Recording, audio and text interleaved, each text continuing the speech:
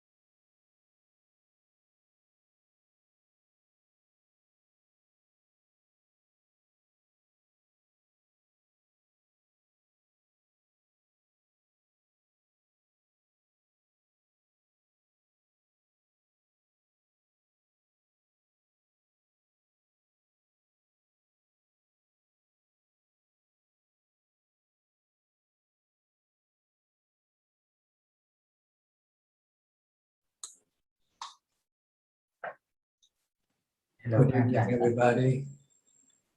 Thank you for joining our meeting tonight. So, we have gentle here.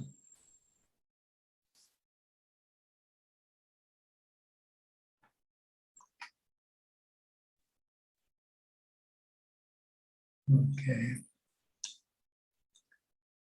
Greetings to you all. I think the first person in the room tonight is Gek Yen So. Hi, Gek. What can I do for you?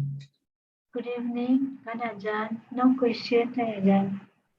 All right. Now go to Kok Seng. Kok Seng from Singapore. Ajahn, yeah. My questions tonight is about the Eightfold Path, and can Ajahn please elaborate on the right effort of the Eightfold Path? Thank you, Ajahn. Right effort is simple. Just keep on practicing. Just keep practicing all the time, from the time you get up to the time you go to sleep. Yeah. Mindfulness, starting with mindfulness. I mean, there can be many interpretations, but once you practice, that's what you want to do. Just keep developing mindfulness. Stop your mind from thinking. Focus in the present. Forget about the past, forget about the future. It's all here and now. That's where you want to be. And not thinking, merely knowing. This is what you try to maintain your effort on. If you want to succeed in your meditation, if you want to get into jhana, you have to stop your thinking. You have to control your thoughts. So in order to do this effectively, you have to be alone. Because if you are dealing with people, you have to think. You have to think before you say or you do anything. So this is the highest right effort. But on the lower level of effort, it depends on where you are and you're keeping the precepts. Then you want to maintain the precepts, whether it's the 5 or the 8, and increasing them in the day you observe them, for instance. So it's all the effort to develop dana, sila, and pavana.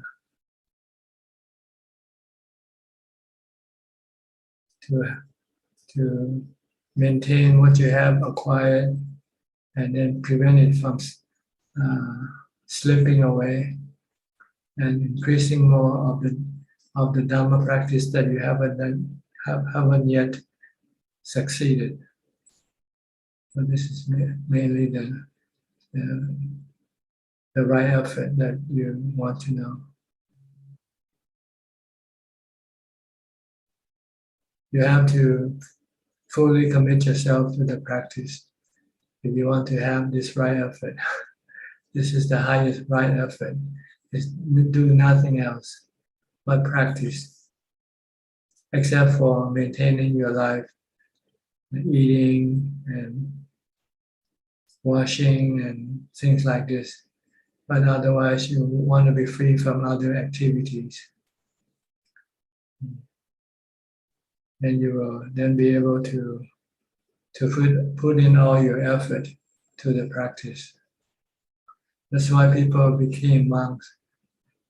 That's why, because monk is the most ideal position to be for practice. Because monk doesn't have any work other than just feeding themselves and look after the place they stay, keep it clean. But otherwise, there's no other work to do.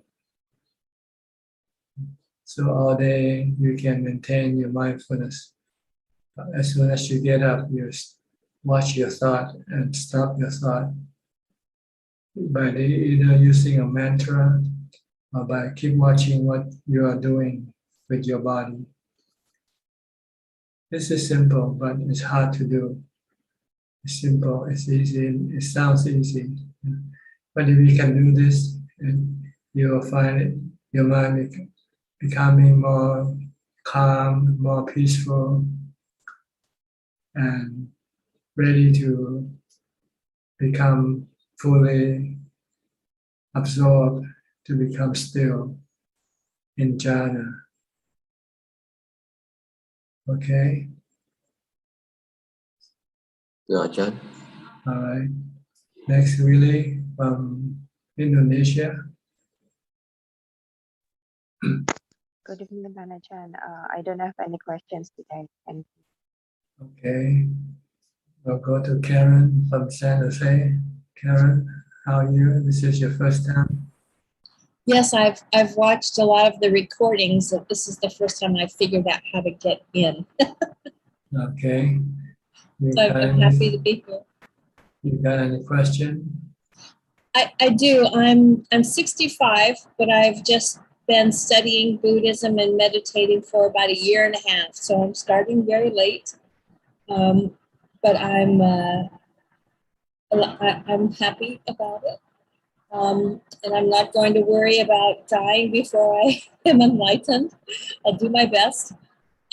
My question is, in meditation, is it all right to have a visual in your mind while you're meditating? I have a difficult time watching my breath or with a mantra. My mind will still wander. I do have moments of no thinking, but it doesn't last very long. And I'm wondering, is it all right if I have a visual in my mind of a statue of the Buddha or Ajahn, or should I not do that?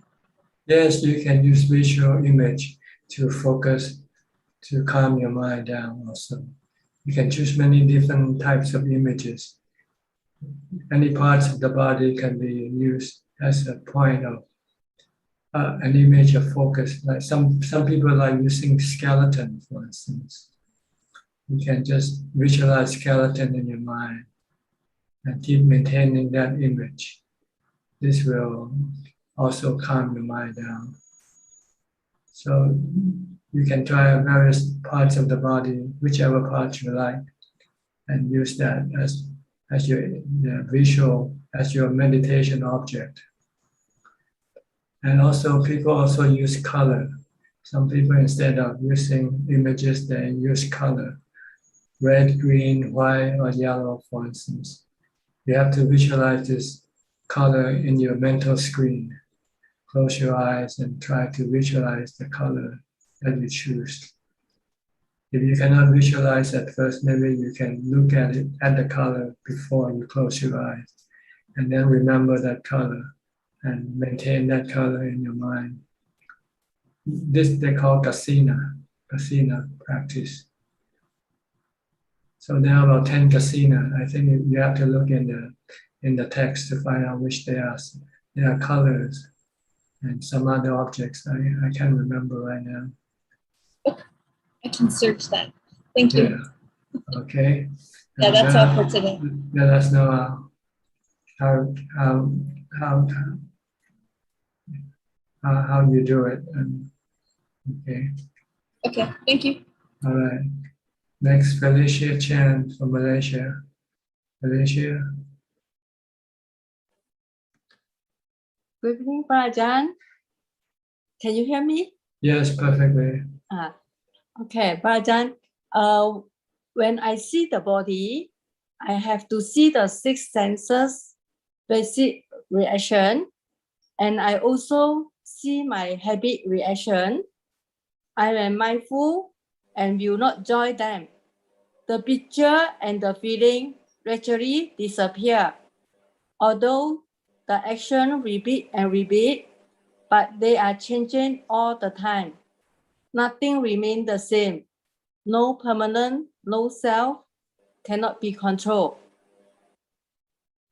Bra Ajahn, although when I meditate, the mind is so clear, but when a few senses appear together, I a bit slow to see them, especially the thinking. It is hard to see. I have joined in, then I only alert. Okay, what is your question? Ajahn, like usual time I has concentrate my mindful, right? Yes. Is it like few senses appear together? I a bit slow to see them. Is it my mindful not so mindful, is it? Your sentence, you mean words? You say sentences, right?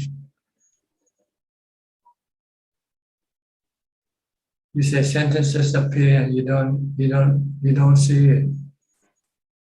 Or you're talking about words or thoughts that appear and you don't see it. Sorry, I not really understand. I have to look back the video then slowly and catch what is about Ajahn teaching. This is my bad karma. I couldn't understand your questions, so I don't know how to answer it. Luckily, Ajahn can understand my English level. 我听不懂他讲。My daughter. Sometimes if you cannot catch your thoughts, you should just use the mantra first to. A mantra. Yeah, recite Bhutto, Bhutto, Bhutto. And the thoughts that you cannot catch, they will stop because your mindfulness is not fast enough to catch them. So you use the mantra to stop your thoughts. To slow down your thoughts. And eventually you'll be able to see it when it comes up. When you have much more stronger mindfulness. Okay. Ajahn, get me use the Bhutto. Yeah. Instead of watching your thought, use the mantra Bhutto better. Because your mindfulness is not yet sharp enough to catch your thought all the time. Okay, right. But I try to use Bhutto, but I Bhutto just about not for very long time. The Bhutto also appear. Then my mind is very concentrate at the point. I just the point. That means I alert the point. Then I lowering, and then I maintain the mindfulness like that. Practice. Yes. If once you begin to know and you can observe your thought, then you can stop it when it comes up. Every time I use Bhutto, but not very long time. Not the Bhutto also become disappear. Then I alert, I lowering, and then I mindful. That's right. That's what you want to do. You want to be mindful, to be knowing. Sometimes your mind wander into the past or into the future, and you use the mantra to bring it back. Okay, right. Okay. Okay, Sadhu. Some more. Barajan, in human life can practice Dhamma. May I know the heaven of Jhana Samadhi, any opportunity to practice Dhamma? If you are in the Deva levels, you can still practice Dhamma because your mind is still thinking. See? So if you can force your mind to think about Dhamma, to think about Anicca, Dukkha, Anatta, then you can still practice Dhamma in the Deva realms. But once you enter the jhana or the Brahma realm, you stop thinking. So then you cannot do any practice. If you want to practice, you have to come down from Brahma to the Deva realm and start thinking, and then teach your mind to think of Anicca, Dukkha, Anatta. But this is not important for you to know. Okay. Right now, you can do your practice right now, so don't worry about later on. Do it now, because you might finish your work before you die, and then there won't be any need to do any more practice afterwards. Okay.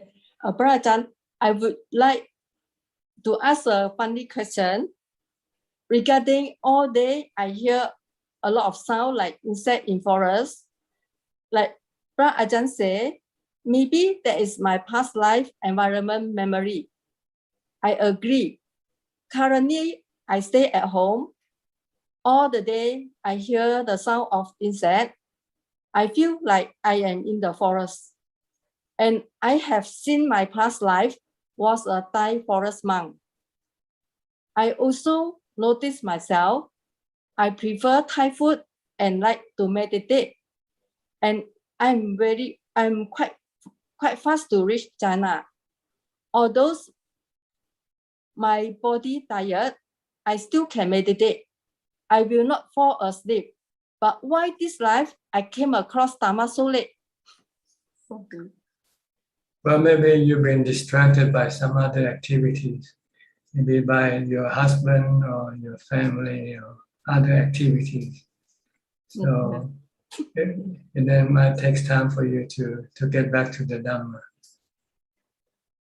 It depends on your environment. See, if you're born and happen to be living near the temple and your parents took you to the temple a lot, then you might catch the Dhamma quickly. But if you're away from the temple, away from Buddhism, then it might take you a while to come back to the Dhamma. But this doesn't matter really. These are not questions you want to really indulge in. You should be more concerned about what are you doing now. The Buddha tells you to ask yourself this question. Time is just passing by. What am I doing now? So don't let the time pass by without doing any Dhamma, either studying or practicing the Dhamma, teaching of the Buddha. So this is the question you should ask yourself, rather than asking all these other questions. They're not important. Okay, thank you. All right. Sadhu. Thank you very much, Ajahn. Sadhu. Okay, you're welcome. Thank you. Next, Kenneth Hunt. Kenneth from Switzerland. Hi. Hello, Ajahn. I have no questions at the moment, Ajahn. I'm just listening for now. Yeah, I saw your picture you took in Grindelwald a few years back. Sorry? I saw your picture, your photo you took in Grindelwald. Really? Yeah, in your Facebook page. Ah, okay. It just remind me I was there also in 1972, spending one night there. I remember you told me you had been there. Yeah. Yeah. So kind of bring up old memory back. Okay, very good. Yeah. Okay. You have no question, huh? No question for now, Ajahn. Thank you. Okay. Let me go to Adeline and Philip from Malaysia. Good evening, Tanajan. Good evening, Tanajan. Don't have any questions for now. No question either. Okay. Anuraji from New Zealand. Hi, good evening, Tanajan. How are you? How's the situation? The virus situation? Is it under control now? Yeah, we are in South Thailand, so we haven't had any cases for a year. So we are out of lockdown, so we can go back to work, but with some restrictions. But Auckland is coming out of restriction tonight, but still they have cases. So slow. I think the government did a very good job, shutting down early and then reducing the numbers. So yeah, it's getting better, I hope. Yeah. Do you have any questions? No, I'm happy to listen in Tanajan. Thank you. Okay. And let me go to Belinda from Singapore. Hello, Tanajan. No questions for now. No questions. And go to Gary, Singapore also. Gary? Good evening, Tanajan. I have no questions for now. Thank you. Okay. Julia from Colorado. Julia. Good evening, Tanajan. Thank you so much for your practice. I've been meditating alone in silence in a little cabin. And so I just came to pay respects to Prajan. No questions today. Thank you. How's your meditation going? Well, the first 29 days of days and nights were completely silent, and the mind was very still, and so the insights were beneficial. I hope that they can benefit beings. But then I just had some things to do, like returning messages and calls. So after 29 days, then I just did 3 small sittings every day and walking a little bit. And then some of the freedom remained, but some of the concentration wore off. And so it was like the conditions that were set in motion before the 29 days of silence, sit, walk, those things stayed in motion. And so I had to return the messages and return the phone calls. And there's one book project that I was editing that maybe needs some revisions now. And so I'm going to do another month of complete silent sitting and walking. When you say silent, you mean verbally, right? Not talking. I mean, or mentally. I mean, if mentally, then you should stop thinking. I mean that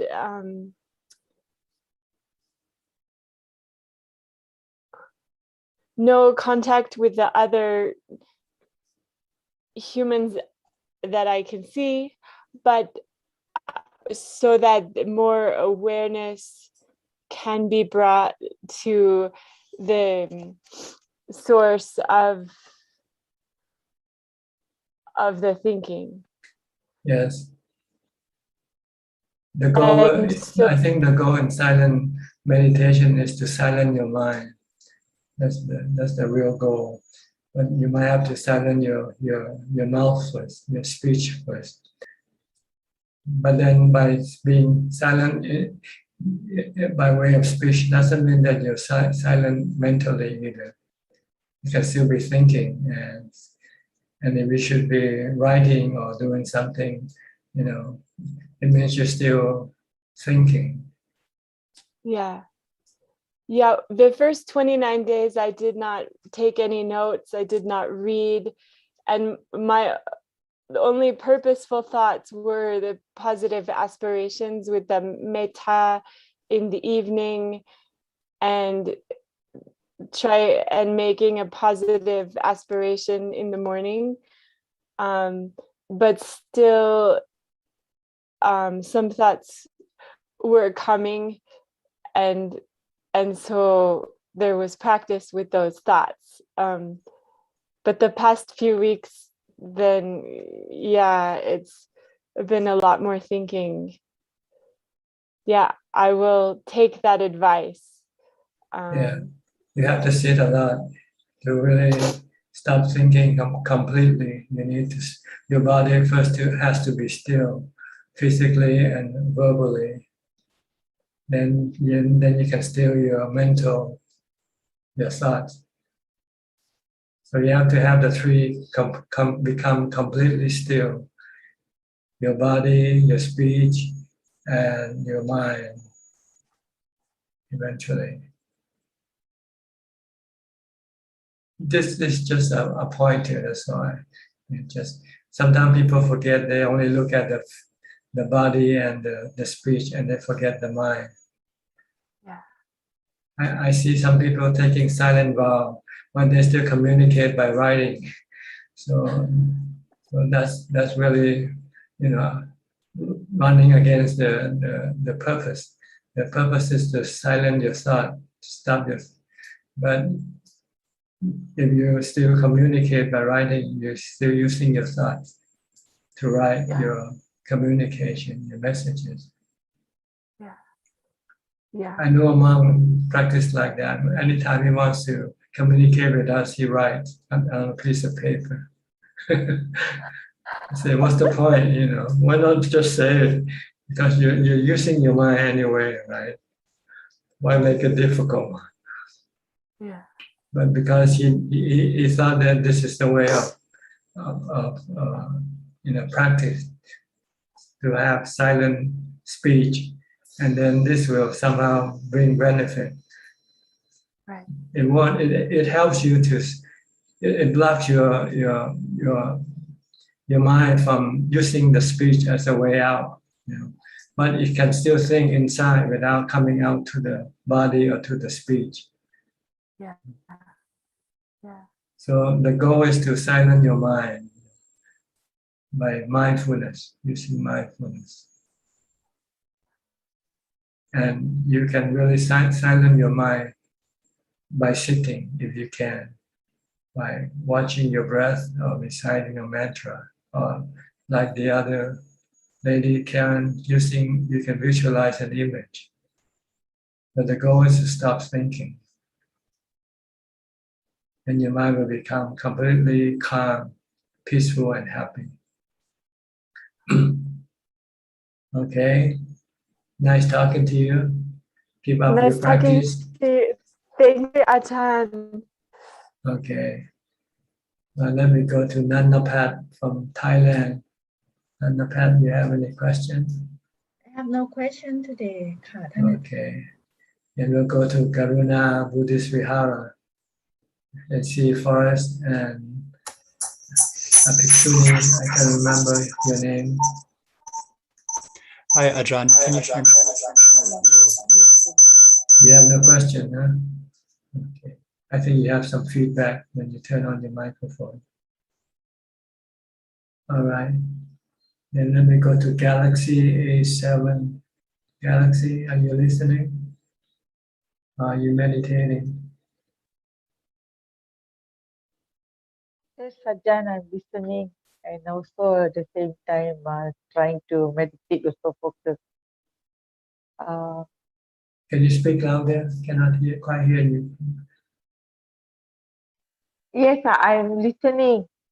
Can you hear me, Ajahn? Yeah, better. Okay. Yeah, I tried to meditate, and also I was listening, focusing on your advice. I don't have any question at the moment. Where are you from? From Malaysia, Malaysia. Okay. Sanggawai. This is your first time also.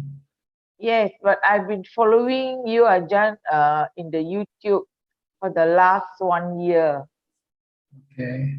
Your talk and also very useful for me, I find.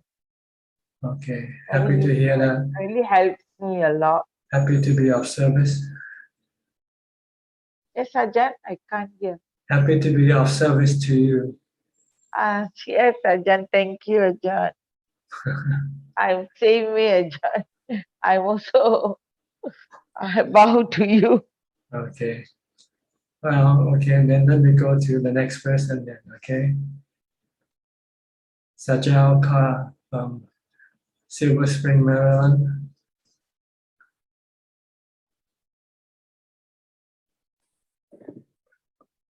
Good morning from here, Tanajan. Thank you for your teaching, and I think my practice is very average and actually marginally just listening to talks, and this 2 hours today is probably the best Dhamma this thing I'll have for the whole week, and I think I have nobody else to blame but myself that my afflictions and stuff are all in here, and I think all the teachings in the world is still, I think, in a logic level.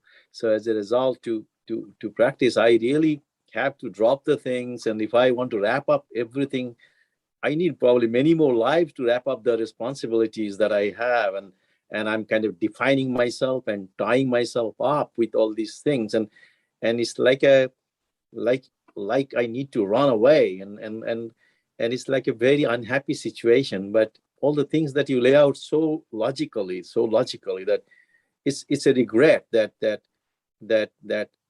I do more about talking than actually doing and following the things from strength, and I think that's where I stand right now. But I feel unhappy, but I think I'll stick to the precepts and however many I can keep and continue.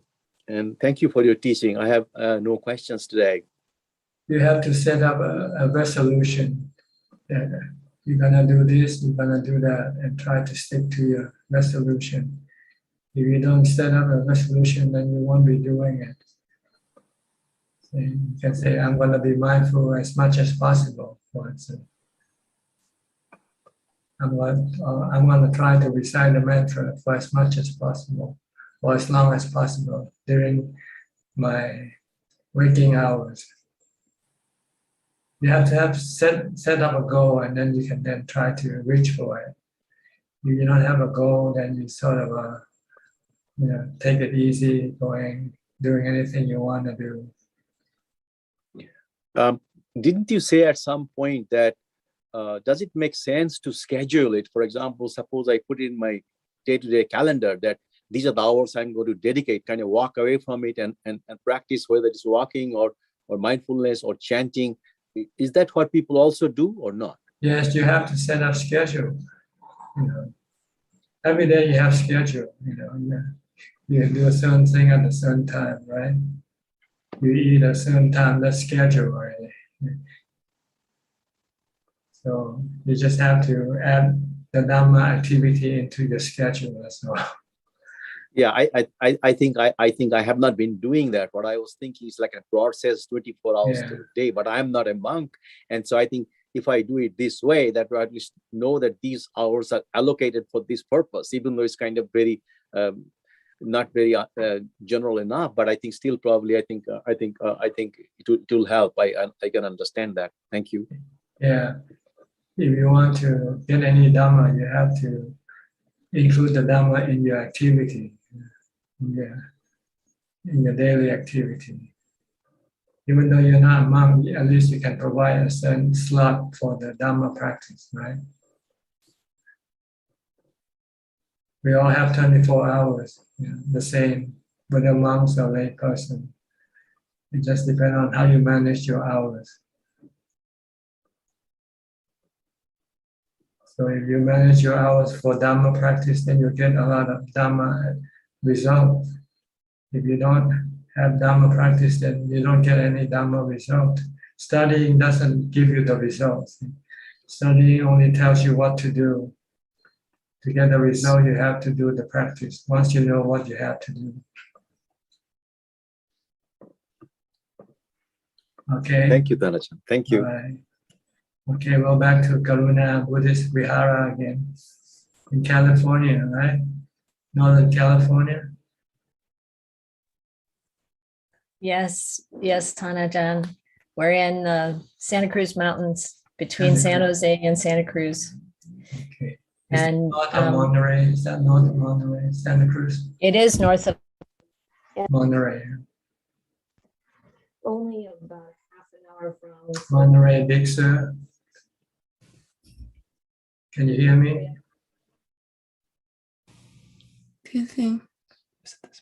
Can you hear us, Ajahn? Yes, I can hear you perfectly. Oh, okay. Okay. I was saying that Santa Cruz is north of Monterey and Big Sur, Yes. around that area. That's right. And our place is north of that, closer to like Los Gatos and San Jose. Okay. But we're in the mountains. All right. Yeah. And I'm Santusika. Thank you so much for letting us join you. And I have kind of a general question. Can I ask a question about Anapanasati? Sure. Please go ahead. So I've been using it for a long time and teaching about it, but I'm curious, like to me, it seems like the first 10 instructions are really the build up to go into samadhi. And it seems like it's useful calming the body and then calming the activity of the mind and then, gladdening the mind and then hopefully entering samadhi. Do you think it seems to me like it's useful to use the instructions in order? Does it seem that way to you? I mean, do you have any advice about using Anapanasati? Yes. When you do Anapanasati, you just focus on your breath. And all these other things will come after it. You're not supposed to be forcing it to come up, but all you need to do is just focus on your breath, and all these other things will follow suit. Okay. So you don't even need to know these 10 steps at all when you practice Anapanasati, because it can be a distraction if you keep checking out, where are you now? Where am I now? Then you're not focusing on your breath. So when you practice Anapanasati, you just want to be solely focused on your breath and not thinking about any other thing. Okay, thank you. Try that. Try just watch your breath at the tip of the nose, where the air comes into contact with the body, at the tip of your nose, and stay at that point. Don't move away to other point. Just stay fixed at that point. Don't follow the breath in. Don't follow the breath out. Just know the breath coming in. Know the breath go out. Know the breath is short or long, coarse or subtle. Just know. Don't make any mental commentary. Just merely know. And if anything else comes up, don't be distracted by them. Ignore them. Just keep focusing on your breath only. This is the way to make your mind to become still. See? And if the breath should disappear and you cannot see the breath, then just watch the emptiness. And okay. Just don't think, don't talk to yourself, what happened now? What am I going to do now when there's no breath? Well, just keep watching the same point where you were. If there's nothing to watch, then just watch the emptiness. And watch that, make sure that you are not thinking about anything. Thank you, Ajahn. Okay. I think Forrest had questions. All right.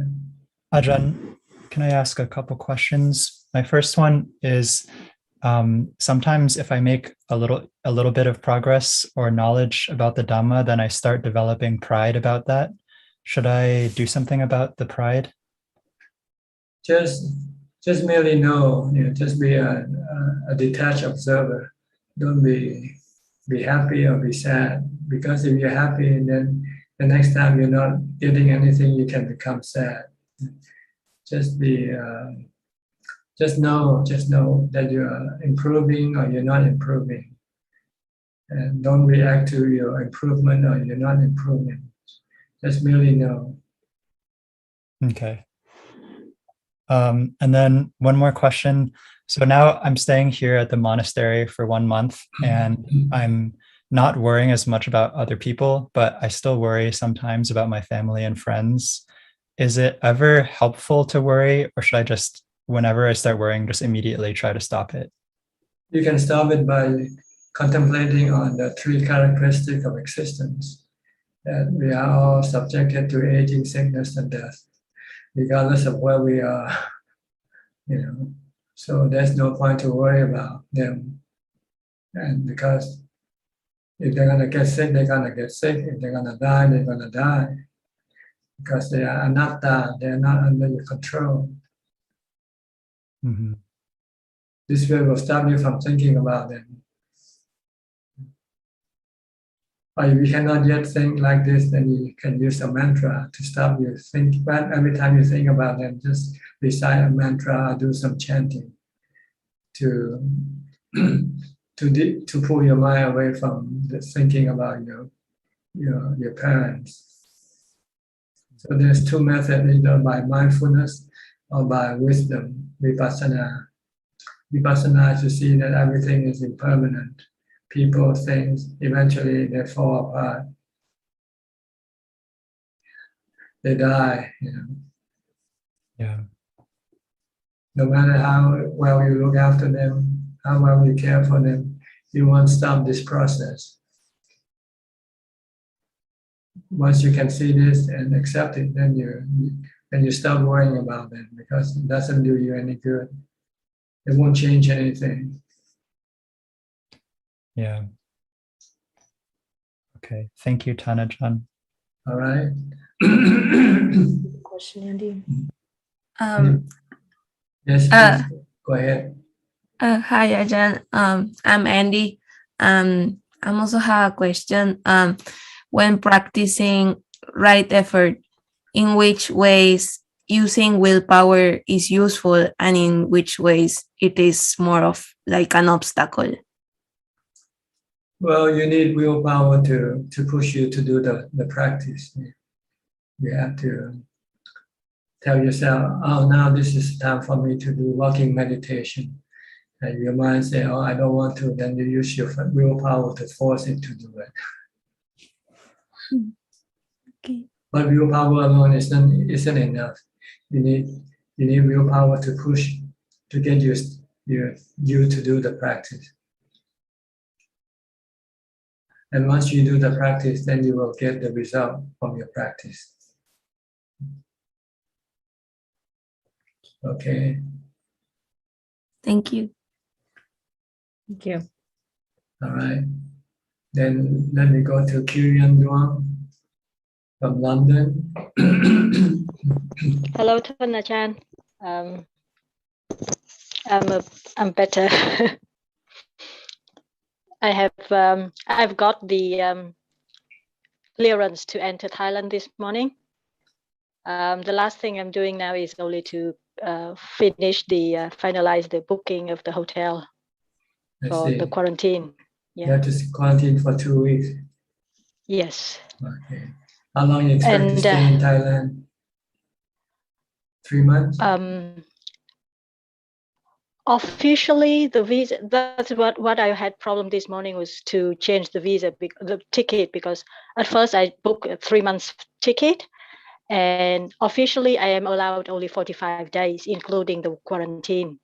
So I had to change the ticket back to 40 days, and then hopefully I will be able to extend the visa or the stay when I'm there. So I will have to extend the ticket. So I hope I will have a bit more than 3 months. Yeah, but I already promised to be back on 22nd of December, so it'll be short of 3 months.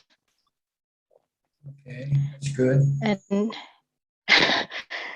during this time, I just realized that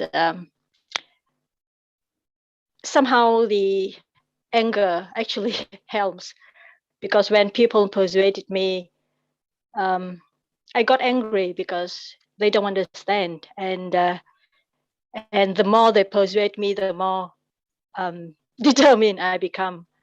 And I realized that I was thinking, oh, they had like sometimes like a clay head before, but actually I realized that it's myself having clay head, hoping to convert clay heads. So it's such a kind of irony to realize. Well, normally it's not good to do things out of resentment. Yeah. But if you have a purpose, then it's okay. What do you mean by resentment there? Like angry when people try to persuade you not to do it, and then you you're angry at them and you insist on doing what you want to do. I'm not so angry at them, because I know they all have like kind heart, goodwill in persuading me to stay. But it's kind of, it boosts the energy somehow, or I don't know. It's like I'm angry because I was so stupid.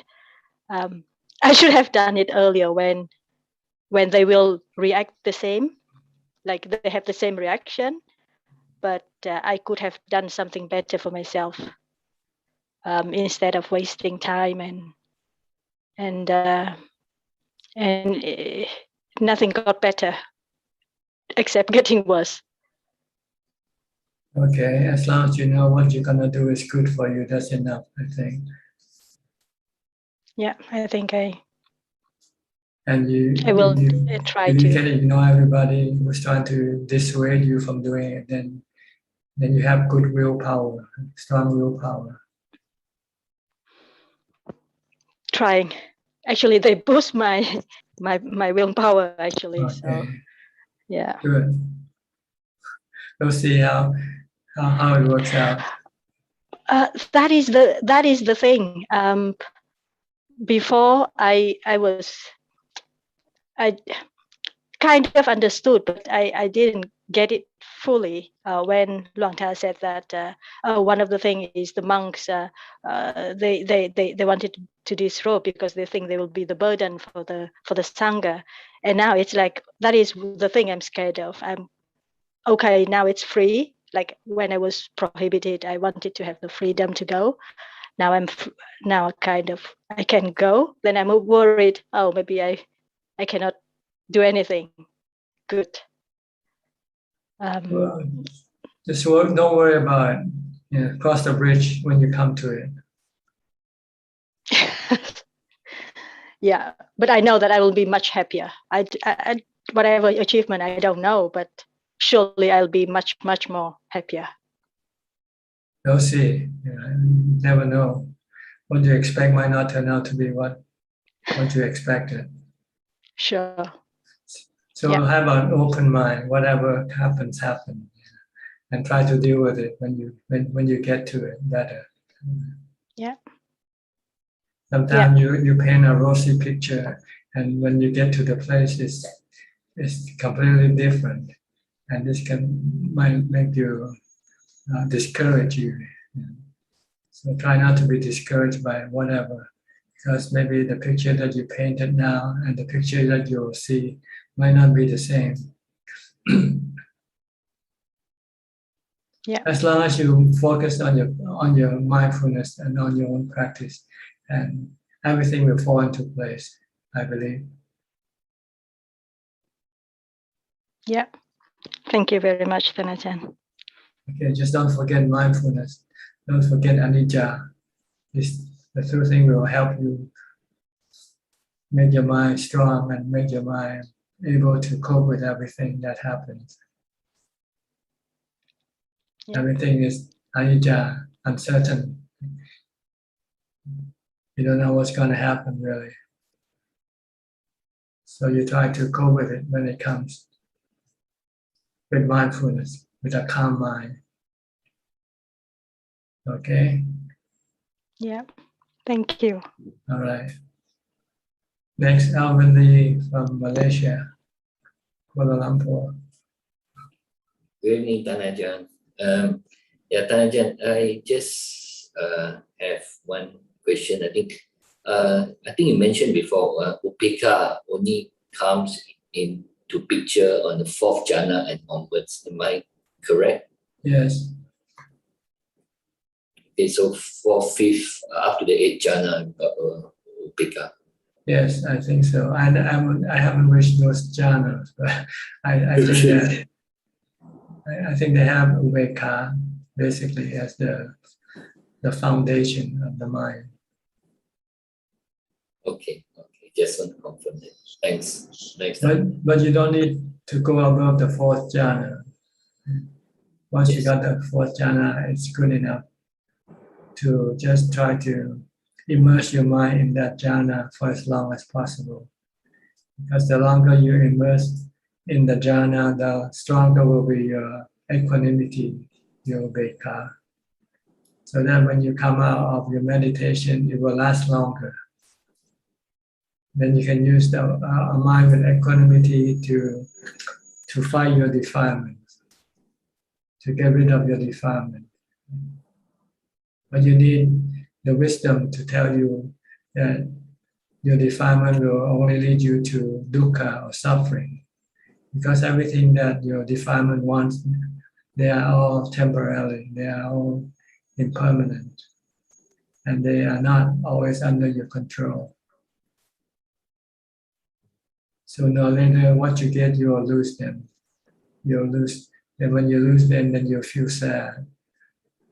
So if you don't get them from the first place, then you won't feel sad because you won't lose. When you got nothing to lose, right? Correct. Okay. Remind yourself this: if you got nothing to lose, and you're happy now. If you have equanimity, you're happy with nothing. So why try to bring something in to cause you suffering later on? Yes. This is how you use vipassana. This is how you teach your mind to stop grasping, acquiring things, and just live alone, just be alone and be happy with nothing. Because that's the real happiness. Nibbana is the supreme nothingness. Nibbana is the supreme happiness. Nibbanam paramang sukham. Nibbanam paramang sunyam. Supreme nothingness. Nothing, you have nothing. The mind, not even the body. The mind can exist happily without anything. But right now the mind is driven by ignorance or delusion. It thinks that it needs to have something to make it happy. But that something always makes it unhappy later on because that something is always impermanent. So this is what you want to teach your mind. Every time your mind wants to go after something, tells it that it's actually going after suffering, not happiness. Because the happiness you get is short-lived. It doesn't last.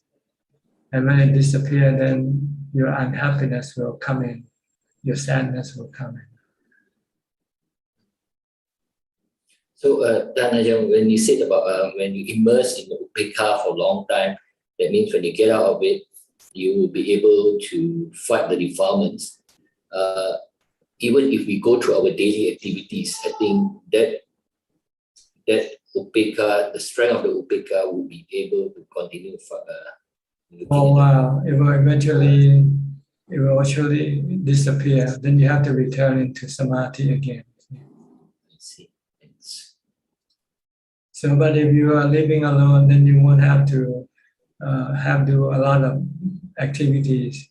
You don't have to do a lot of mental activities. Then your ubeka will remain longer.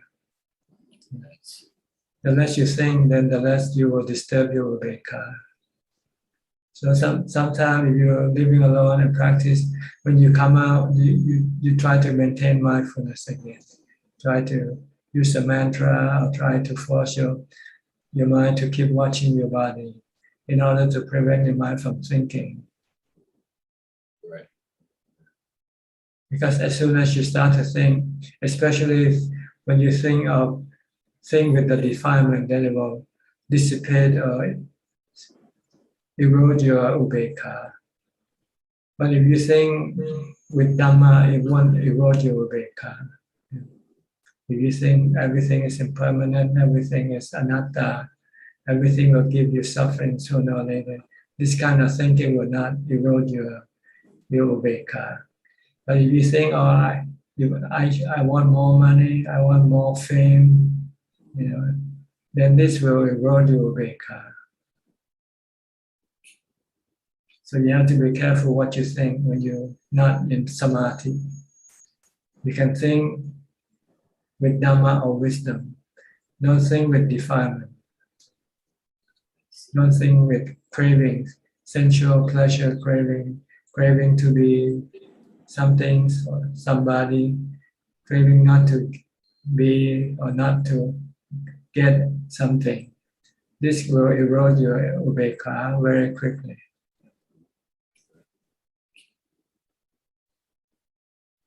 Okay. Okay, thanks, Dhammatalk. All right. Next, Johanna from Singapore. Good evening, Ajahn. I'm from Indonesia, Ajahn. Indonesia, I'm sorry. Yes. Happy to see you today, Ajahn. Wish you happy and healthy. Ajahn, I want to ask, while meditating, is it good or bad if an insight pop up between the breath?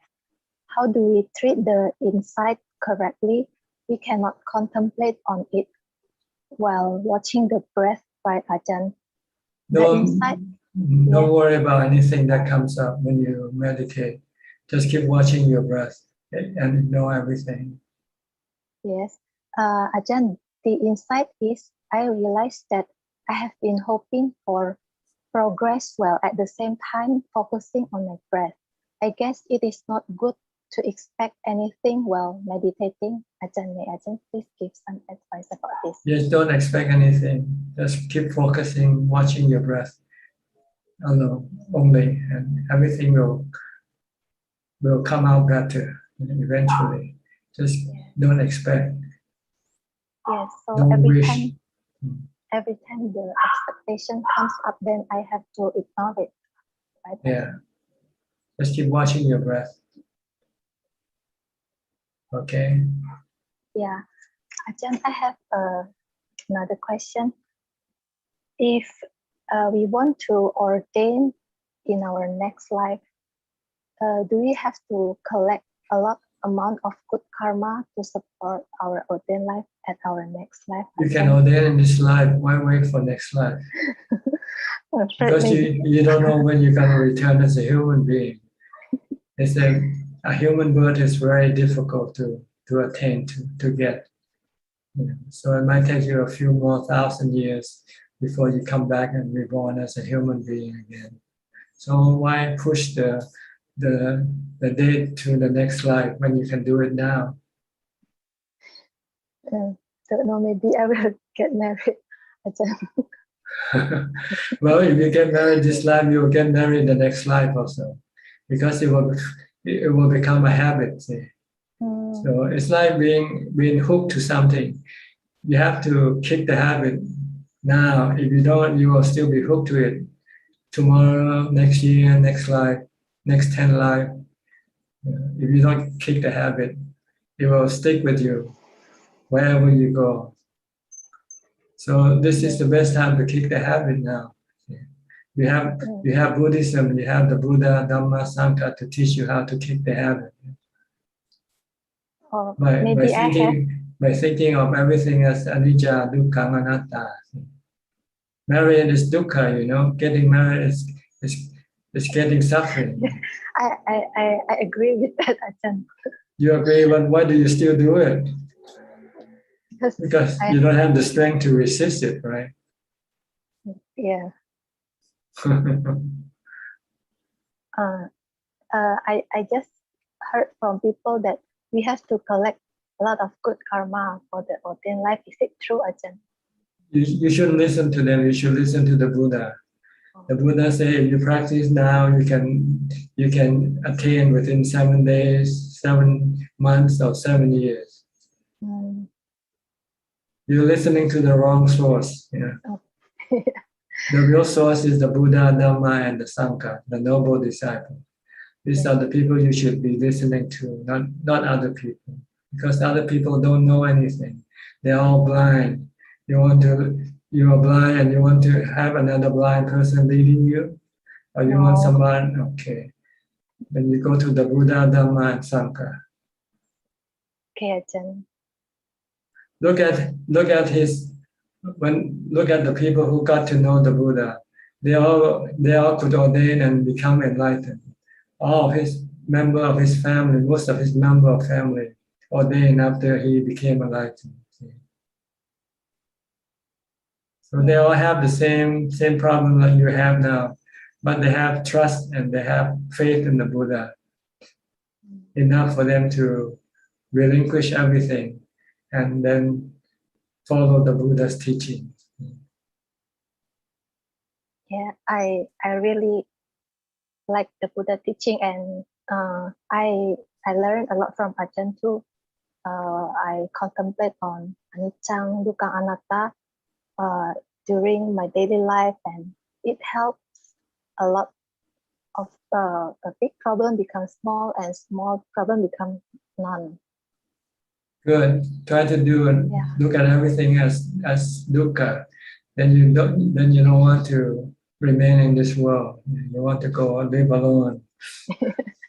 But there's no dukkha, Yes. Okay. Thank you, Ajahn. All right. Next, Daniel Sudiana.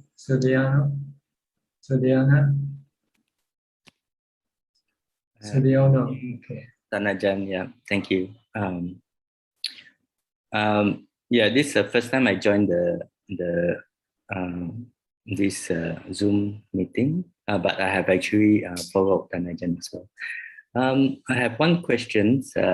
So I have been, the last 1 month, I managed to set the routine and practice, let's say 45 to 1 hours morning and evening. And I feel that I have gained some improvement as well in my meditations. And let's say, for example, today I managed to meditate before these sessions, and but after meditation, I also try to contemplate on the body. Just trying to probably understand what is the right way to contemplate on the body. Because I try first of all, you don't contemplate when you meditate. Okay. I do it after, yes. After you come out of meditation, then you can contemplate on the impermanent nature of the body. That is, the body is constantly changing. It's aging, getting older and older. We call aging. Then it will get sick, then it will die. Okay. Then you also contemplate on the no-self nature of the body. It means that you're not the body. You are the mind who just happened to possess this body, like you possess an automobile. So you have to know this. You have to separate yourself from the body.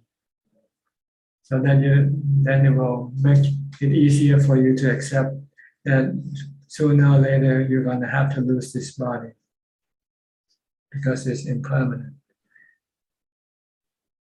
So this is something you want to teach your mind concerning the body in order for you to be free from fear of aging, sickness, and death. Because you're not the one who is getting old, getting sick, or die. It's just the automobile. You're the driver. You're the mind. See? The mind never gets old. The mind is ageless, no age. It doesn't get old, get sick, or die. But the body get old, get sick, and die. So you have to separate yourself from the body. So this is something you have to contemplate on. So that if anything happens to your body, then you can tell yourself, tell your mind that it's not me, the body is gonna get sick, what can I do? If I can take medicine, take medicine. If you can look after it, look after it. But if you cannot, what will you do? You just have to let go, right? If you cling to it, then you'll have suffering. And this is what you want to contemplate on your body. That it is impermanent, it is not yourself. That one day you and your body will have to be separated. And also you want to contemplate on the loathsomeness of the body, the repulsive aspect of the body. Because under the skin there are so many things that you don't see, and it's not good to look at. You want to do this to help get rid of your sexual desire. When you see some person looking good, attractive, and you have to see the inside of that person, then you will be able to free your mind from this sexual desire, which keep oppressing you, keep pushing you to go after beautiful bodies. So this is the contemplation of the body in this respect, in this regard. So then we keep repeating this process until it sinks into your mind, like until you remember, see it clearly in your mind all the time. Every time you see a body, whether it's your body or other people's body, you see aging, sickness, and death. You see the inner parts of the body, inside of the body. Thank you, Dhammatalk. Then you can let go of your attachment to the body, because the body is not worth being attached to.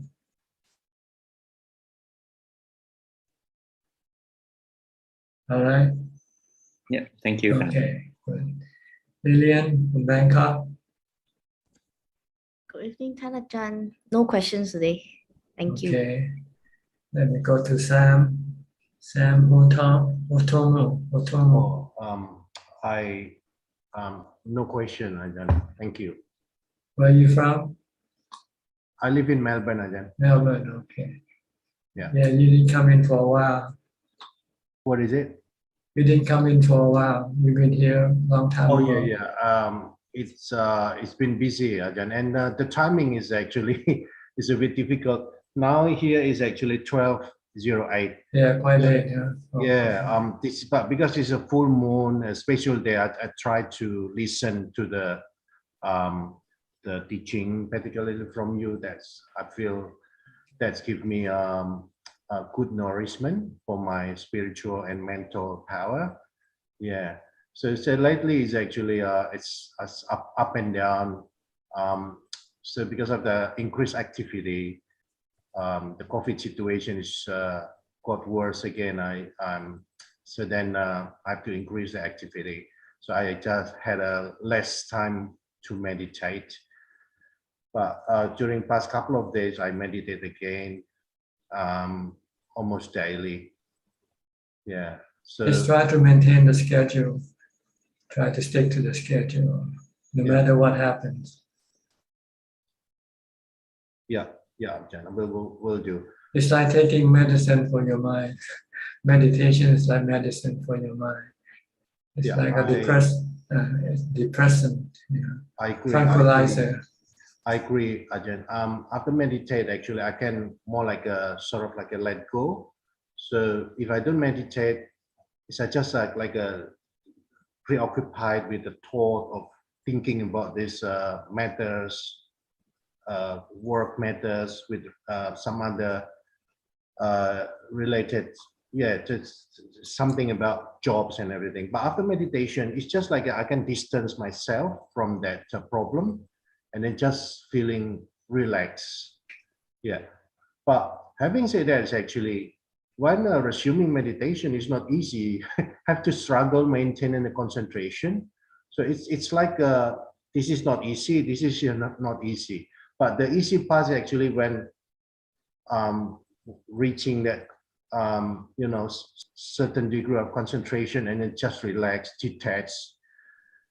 Just think of the reward you'll get from meditation. Then it will.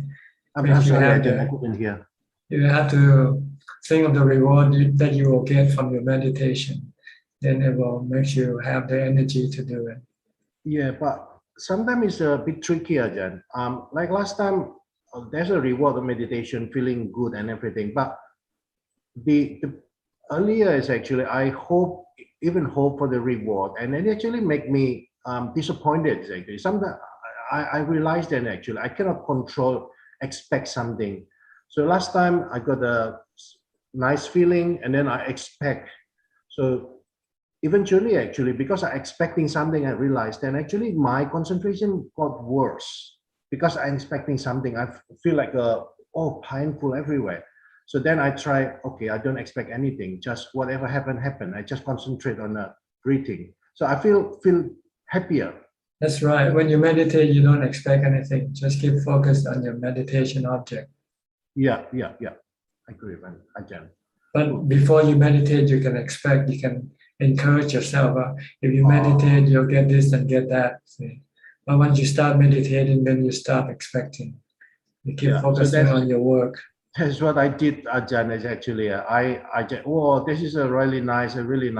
And actually, probably subconsciously, I think, oh, I want to get this thing again. But eventually, it's actually just, in a way, actually burden myself. I got tired instead of getting concentration. Yeah, but thank you for your suggestion. I just want to ask you, Ajahn, if not today, you mentioned about minds, and minds that don't die. It doesn't die. It doesn't get old. Just like actually want to know about minds actually. Mind. So it's actually when our body disintegrate, our body die. So the mind is just continuing.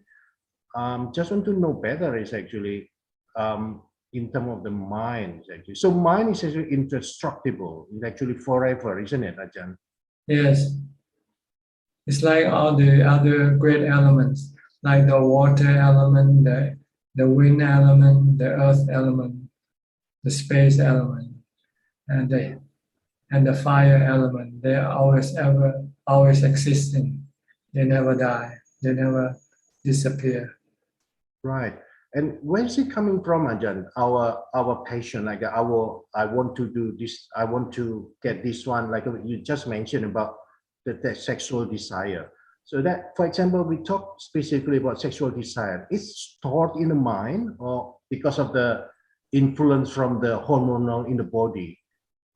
No, this thing is in the mind, and it's still, this desire still exists even without the body.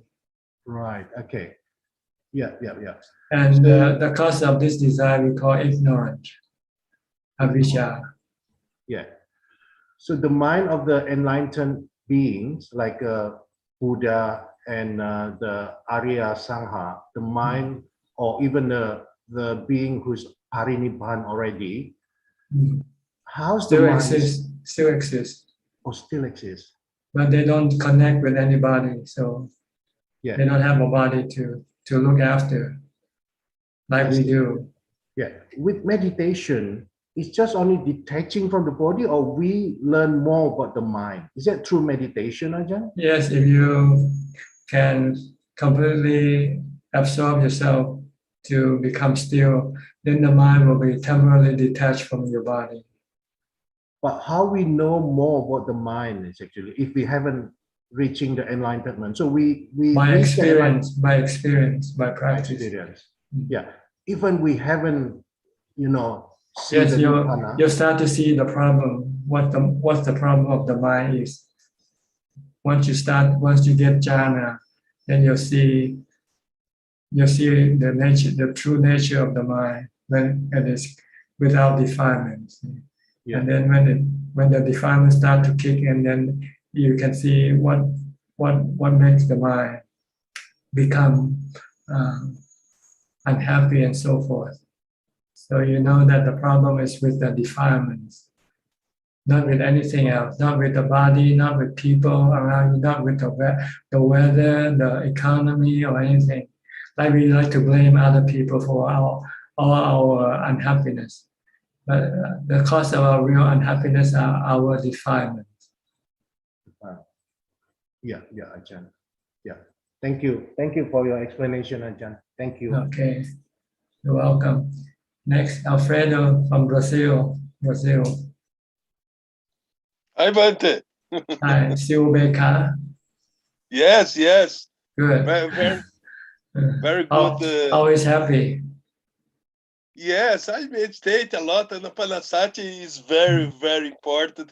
I like Anapanasati. Yeah, being alone is happier than being with someone else, right? Yes, I do my things. My thing is control.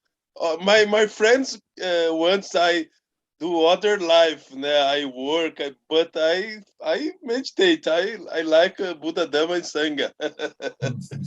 Your explanation about the importance of jhana is very good explanation. Okay. Many monks and other peoples that say that jhana is not important. I don't. That's where the real happiness is. Yes.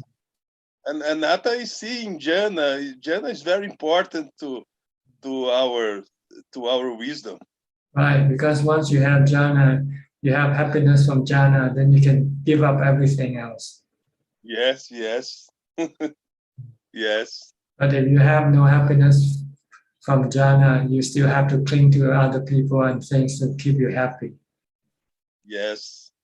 And then they make you unhappy because they change, or they leave you. Then you become sad again. Yes. I am more opaque. Happiness is not much important to me. The wisdom is more important. The wisdom is completely, Bante? Yes. The Dhamma is completely. The wisdom will help you get rid of your dukkha. And when there's no dukkha, then you have happiness. Yes. Okay. Nice seeing you again. What? Nice to see you today. Oh, nice to see you too. Okay. The pandemic is more control. It's very good. Okay. All right, let me go to the next person then, okay? Okay, thanks. All right. Say Yuan. Say Yuan. Hello, Ajahn. From Singapore? Yes, I'm from Singapore. This is my second session. I joined last week as well. Yeah, I just want to ask Ajahn, you were saying about getting married and how it's headed. So I find it very relatable because a lot of people my age are getting married now. So sometimes looking at them, there's this feeling of missing out and then this desire for companionship. So I wonder if Ajahn has any advice to this kind of thinking and thoughts. And it's easier when seeing Ajahns like attending talks, but then sometimes when at work, during daily life, then sometimes it gets a little hard, the feelings. Well, you only think of the positive side of marriage. You don't look at the negative side. See, everything is like a coin. It has two sides. So you have to try to look at the other side, the downside, not just the upside. Marriage can be happy and it can also be hell. It depends on how things works out, And there will be hell later on, for sure. It might be heaven first when you get married. But after a while, things will start to change. And hell will start to come into your life. That's why people got divorced, right? Because they lost the heaven they get from marriage. And they got hell instead. So they don't want hell, so they get a divorce. See, you have to think like this in order to prevent yourself from falling into the trap of marriage. But if you look at the positive side, you look at the other people, oh, they're a good couple, nice couple, they're happy couple, they're happy family. But you only see half of the story. You don't look at the other half of the story.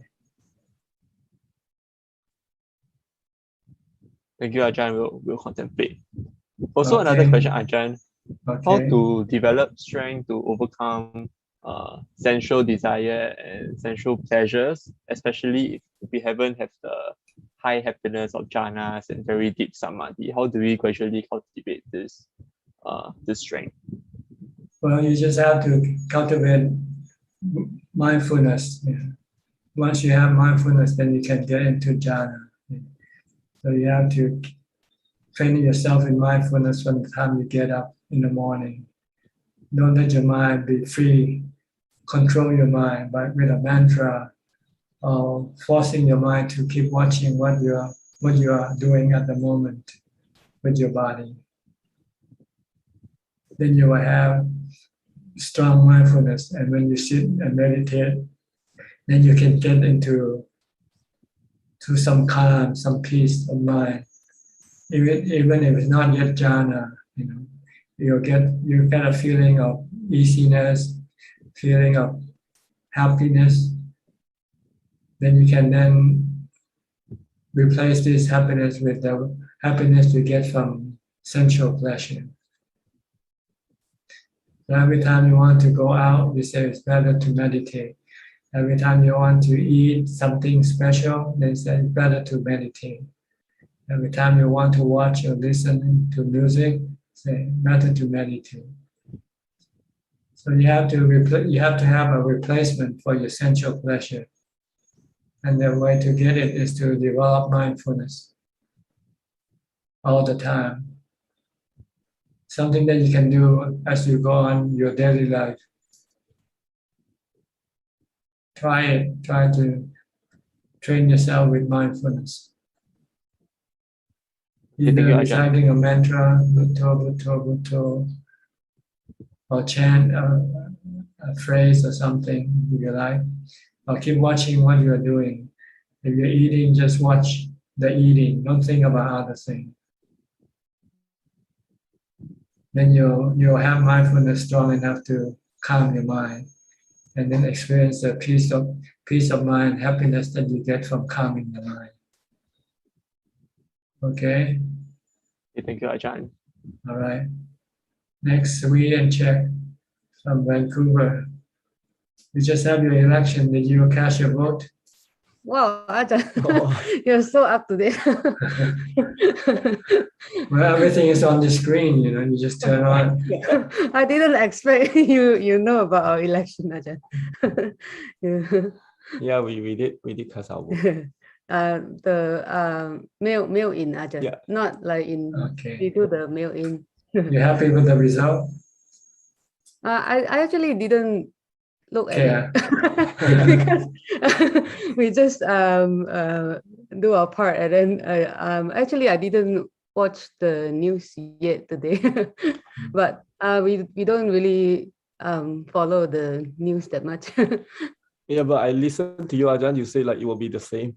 Either this government or next government will be the same. Yeah, everything with this. You still have to pay your tax. You still have to pay your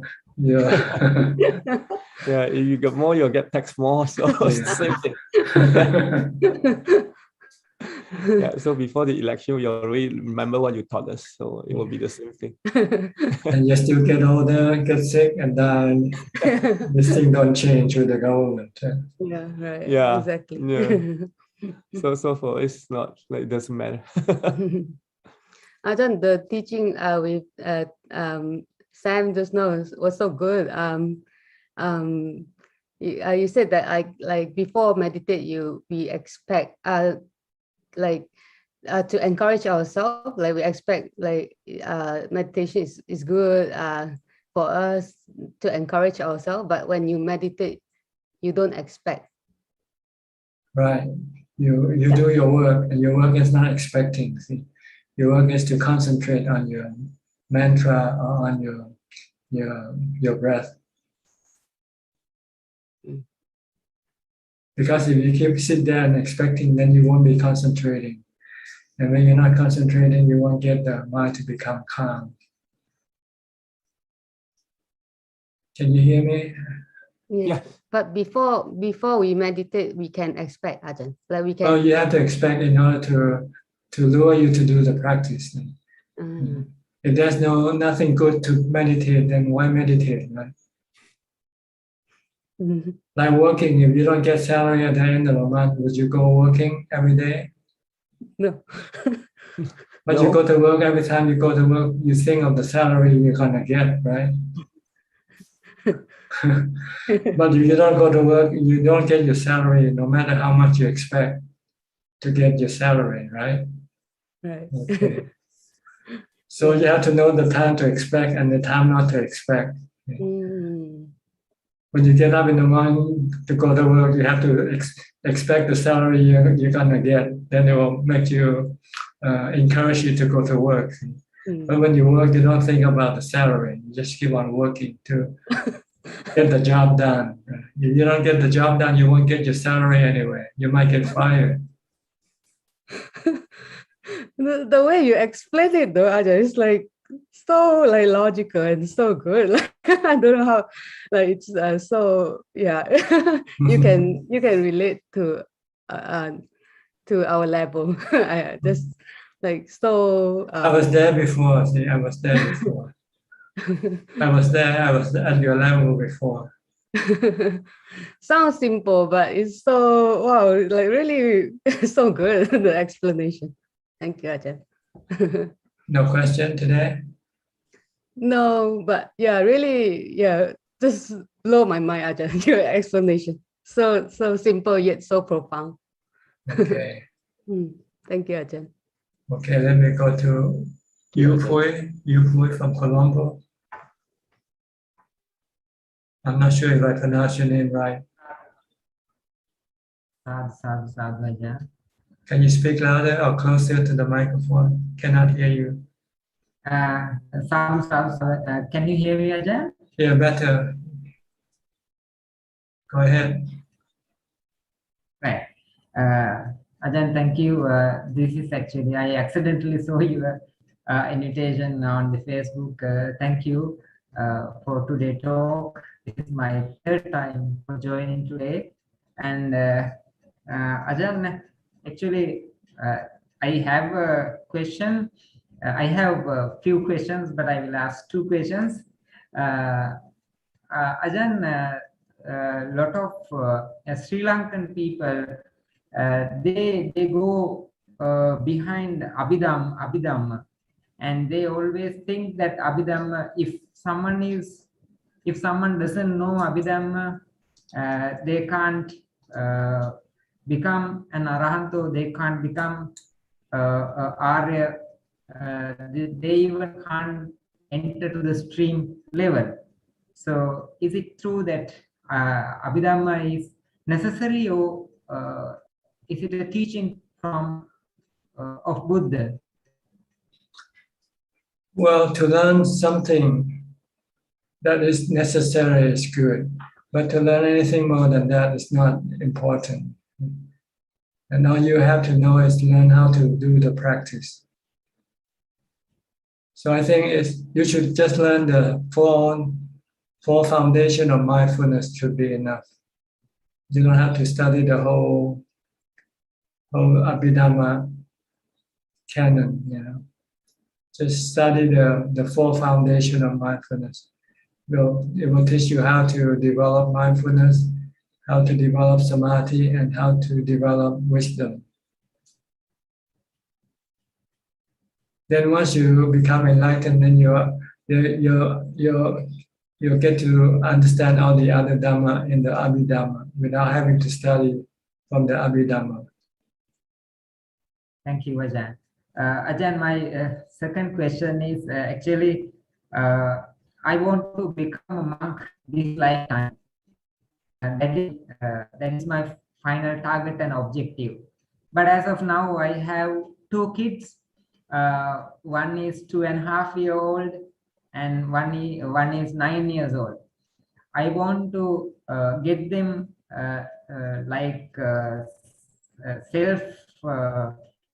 what do you call, get them to grow for up to some level, and then I most of the time I will be leaving the lay life. So for this to achieve my goal, what should be the determination, or what kind of karma I should practice daily to achieve my target? Well, to achieve your target, you have to think that the future is not certain. What you plan might not work, might not happen. Maybe you should die first, or they should die first. If you think like this, then you might change your plan.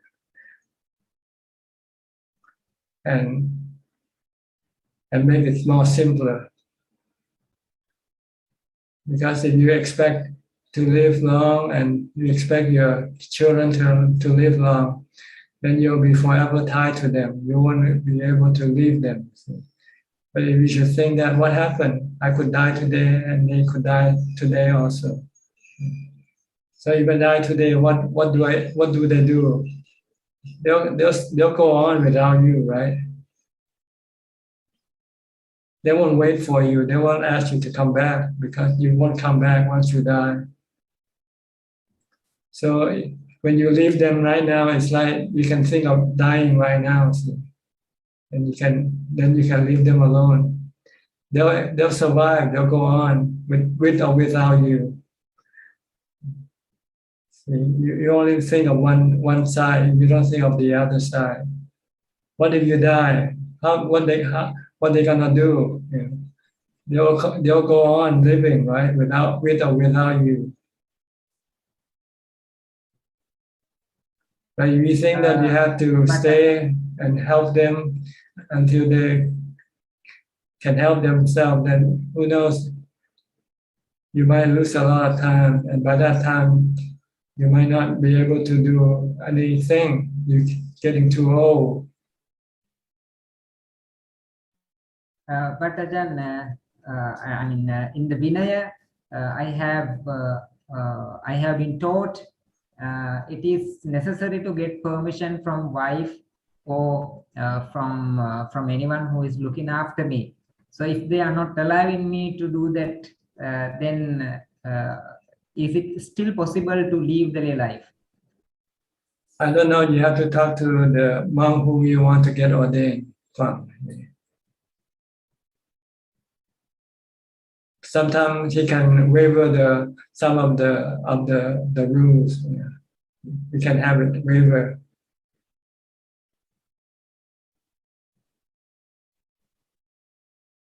Sorry, Ajahn, I didn't get you. If you want to become a monk, you have to talk to the person who's gonna ordain you. Okay. You might be able to bargain with him. Okay. Sadhu. Okay. And if you cannot become a monk, you can still practice. You can live as an 8th preceptor. Okay. And if you show yourself to be promising, maybe the monk will then help you to get ordained. Thank you, Ajahn. As of now, actually, I'm teaching Dhamma also to lay people, small kids. I'm doing meditation classes for them, guided meditation on Thursday night, and I'm studying Dhamma as much as I could. So that is how I'm living. But still, I mean, with the family attachment, it's very hard to practice like the way I want. Yes, you have to practice more, because when you have more Dhamma, then you will have the ability to get rid of your attachment.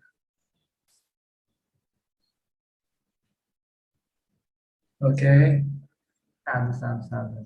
Thank you. All right. Okay. Next is Joko Gumilang from Indonesia. ครับนมัสการอาจารย์ thank you for the opportunity อาจารย์ I have two questions, Ajahn. The first, I want to share my experience first to practice Atasila in Uposatha Day. So in the when I practice Atasila, I think sometimes I still can sing because I like to sing. But when I read the first sentence of the lyric, I then realize, oh, today I practice, so I have to. I'm not allowed to sing. But it also happened in the other day when I don't practice Ajahn. So when I sing and then I think I think on myself, oh, is this the day of practice? And then when I realized that today I don't practice, I just sing like the other day. And what I find out about the benefit of practicing sila is when I can see my mind thinking about doing or saying something bad about someone or responding someone in a bad way. But when in real situation, I'm trying to respond it in a good way because I think that probably I will hurt or do something bad to the others. Is it because the practice of sila, Ajahn? Yes, because when you keep the sila, you don't want to hurt other people by what you do or what you say. Yes, but I see when my mind thinking about responding in bad way to the other people, and I just think, oh, how could I think this way? But I just realized, oh, this is not good, and when I have to face the real situation, I think that, oh, this is not good. So I then respond in a good way. That's right. The precept will help to change your bad ways into good ways. But it still appear in our mind, right, Ajahn? Yes, but eventually it will disappear because you you don't follow what your mind tell you to do. Then eventually it will stop. Okay. Yes. Thank you, Ajahn. And the second question is, when we practice meditation, how can we say to ourselves that meditation is our way to gain wisdom?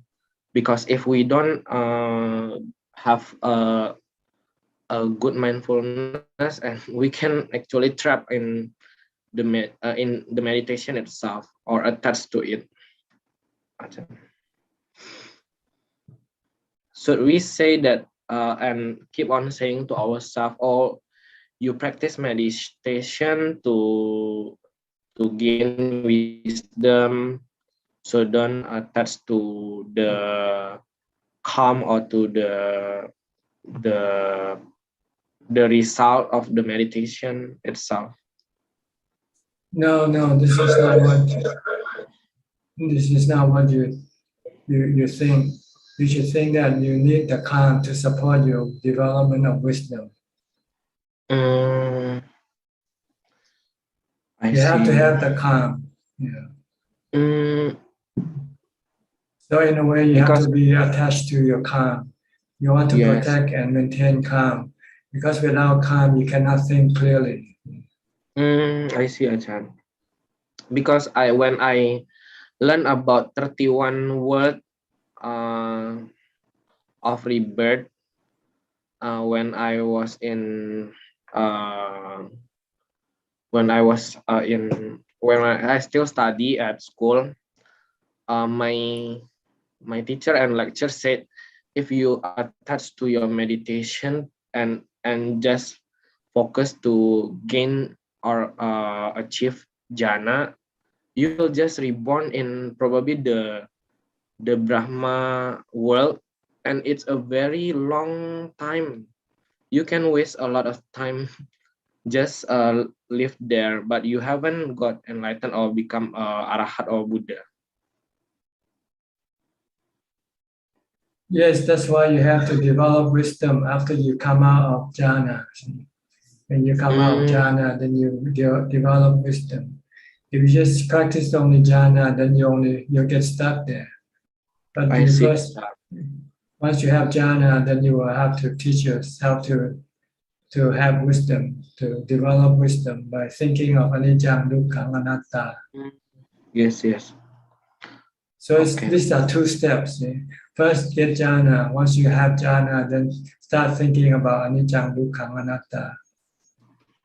To get rid of your attachment to your body, to your feeling, to your mental, to your mind. I see. You need wisdom with the support of jhana. Because without jhana, you cannot get rid of your attachment. I see.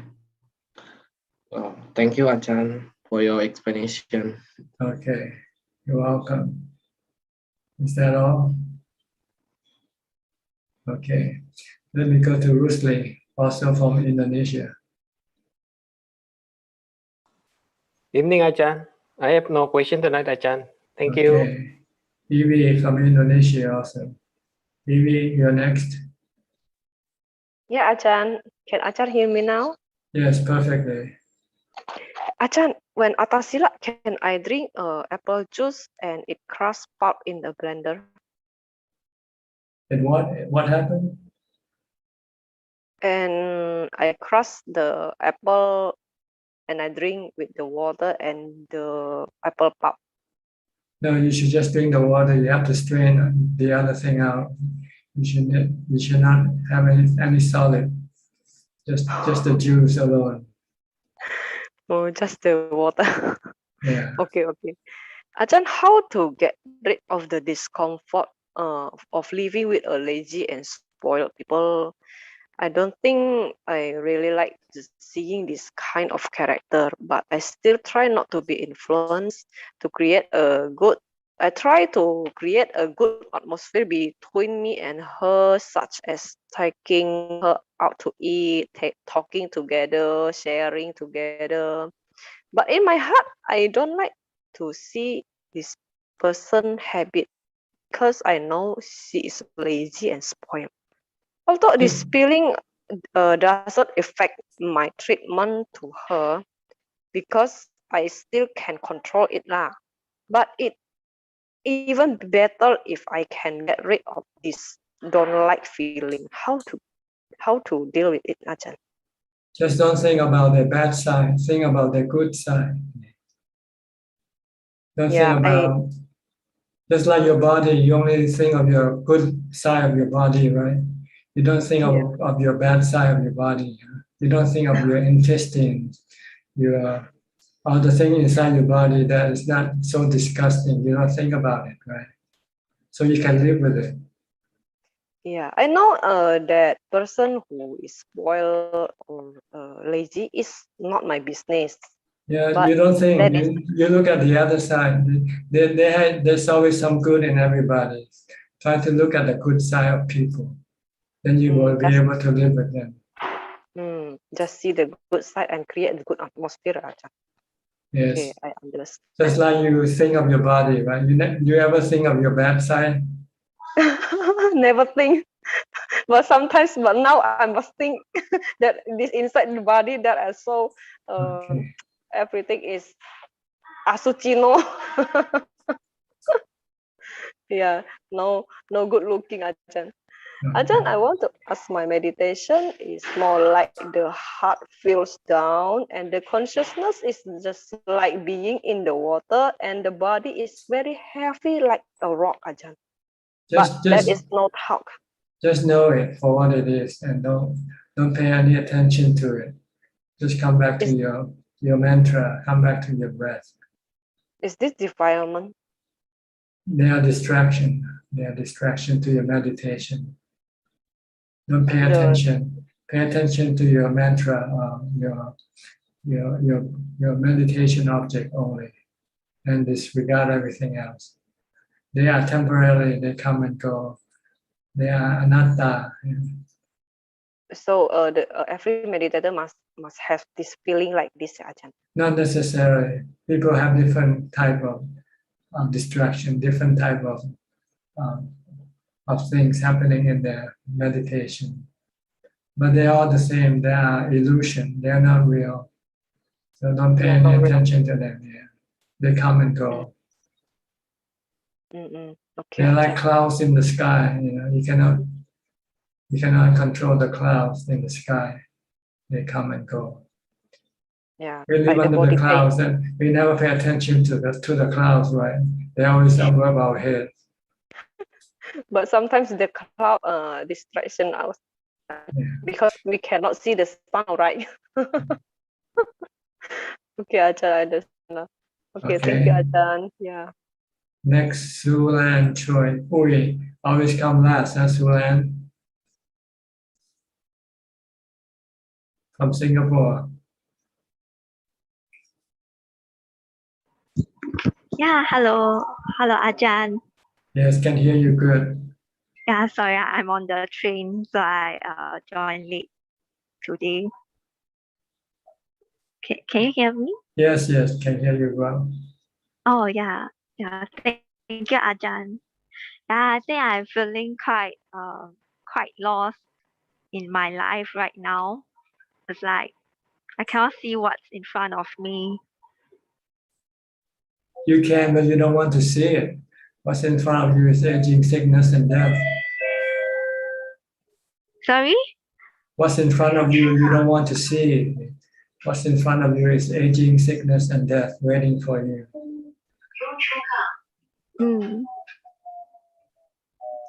Yeah. Can you see that now? Can you see that you're going to get old? You will get sick one day and you will die one day? Yeah. Okay, keep reminding yourself of this. I can see that. And then you will then you will try to solve this problem, see, because aging, sickness, and death is a problem to your mind. It makes your mind uneasy and unhappy. So then you have something to look forward to.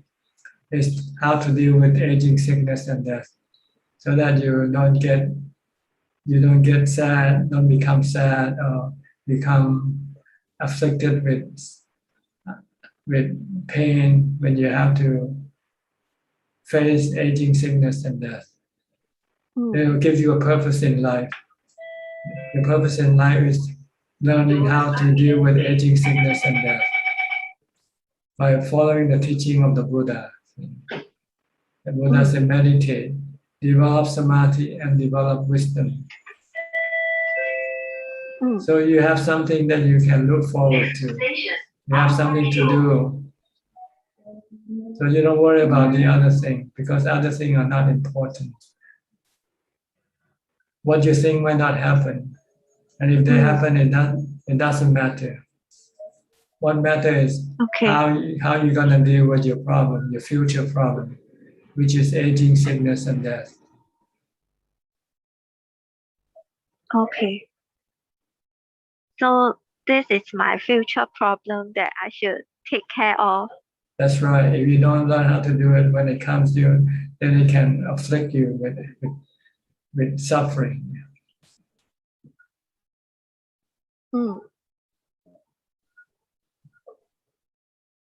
So now you know what your future is like. You can see forward, looking forward now. What is waiting for you and what you have to do in order to deal with it when you come to it. So you got a lot of things to do right now.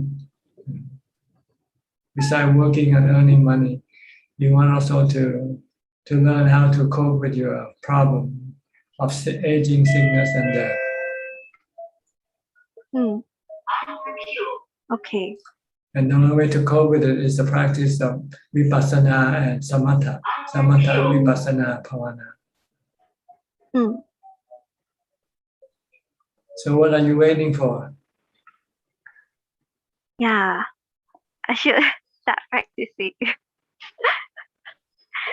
last night I meditated 7 minutes. Then I felt very sleepy. Then you have to set up a schedule, a routine, a time limit. You're gonna sit for half an hour, 1 hour, and then you try to force yourself to do it. Don't give in to your laziness or sleepiness. Hmm. If you're sleepy, get up and do walking meditation instead, or standing meditation. Mm. Okay. All right? Mm. Better now? You think better? You feel better now? Now you know what your future is? Yeah, I feel better now. Like this is a good way to think of the future rather than thinking about other things. Yeah. Other things don't matter. What matters is your aging, sickness, and death, and how to deal with it. Mm. Once you know how to deal with it, then your life will be at ease. You will always be happy. No worry about getting old, no worry about getting sick, and no worry about dying. Mm. Isn't that good? You have the Buddha to Yeah. teach you. Yeah, it's good. Yeah. Okay, Actually, so study the teaching of the Buddha. oh, yeah. Study how to practice dana, how to practice sila, and how to practice bhavana. Mm. Yeah. Actually, a few nights ago, I dreamt that I saw the Buddha in my dream, and then I don't have anything that I could donate. I mean, I can give to the Buddha until I saw the bracelet on my wrist, which I gave it to the Buddha. The Buddha doesn't want any gift or offering. He wants But you that's to the he wants dream. you to practice. So that's the best offering for the Buddha is to practice Dhamma. Yeah. Okay. Is that all?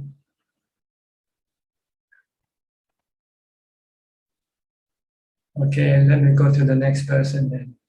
Chris from Singapore, do you want to say something, Chris? Yes, hi. Good evening to you, Ajahn. Can you hear me? Yes. Go Okay. ahead. Good evening. I just have something. This is quite, in a way, theoretical. I just want to ask, the 5 aggregates. Yeah. Does it? Yeah. Thank you. Go ahead, Chris. Continue. Okay. Okay. The 5 aggregates. Does the 5 aggregates creates the world?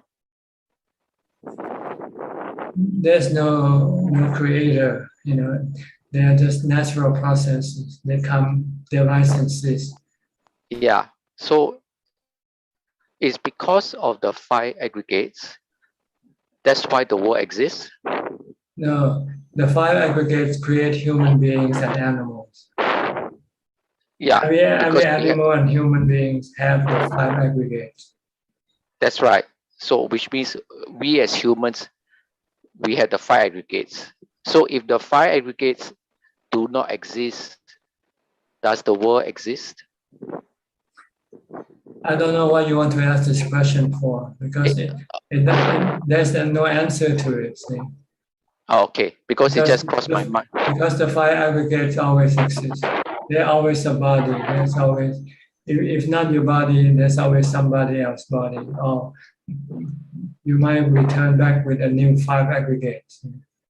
When you die, you lose these 5 aggregates, then you come back again with a new set of 5 aggregates. Yeah. So for, let's say, if my body has 5 aggregates. No, That's your why body, I can see the world. your body is 1 aggregate. The other 4 is in your mind. Oh yes, that's right. So, but because to me is that the suffering arises because we cling to the 5 aggregates. Is it right? Yes, when you cling to something and when you lose it, then you get suffering. Okay. All right, it just crossed my mind, so that's why I'm asking this question. Thanks, Gil. Okay, is that all? Yes, that's it. Sorry, there's one more question that came across my mind. Two questions. This meditation thing and Dhamma, which can we meditate without understanding Dhamma? Well, you have to understand how to meditate. That is also Dhamma. Okay, thank you.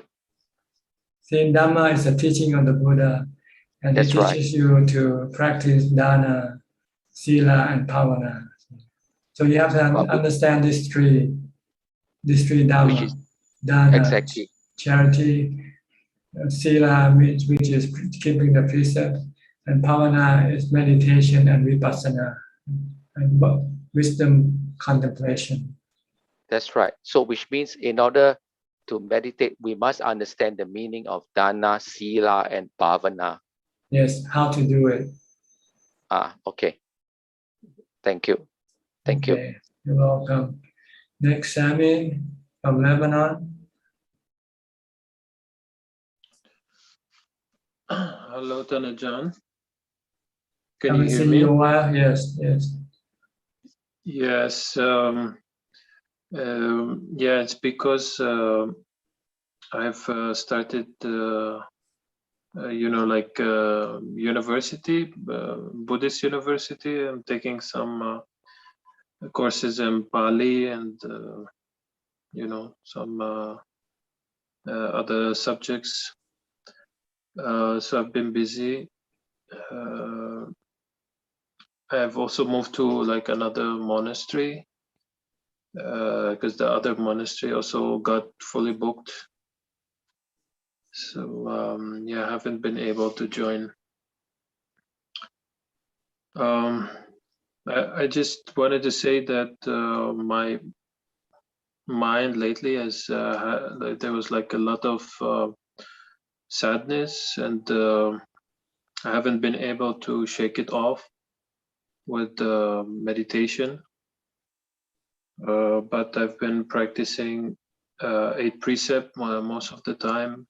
The only problem here in this monastery is the lunch time is at 1 o'clock, and I cannot do anything about that. So I just only that is the only issue with my practice. I cannot. I'm eating at like 1:30, so I finished like eating at 1:30. So I don't know if that's considered to be breaking the precept. Not necessarily. It's just a matter of how do you define midday.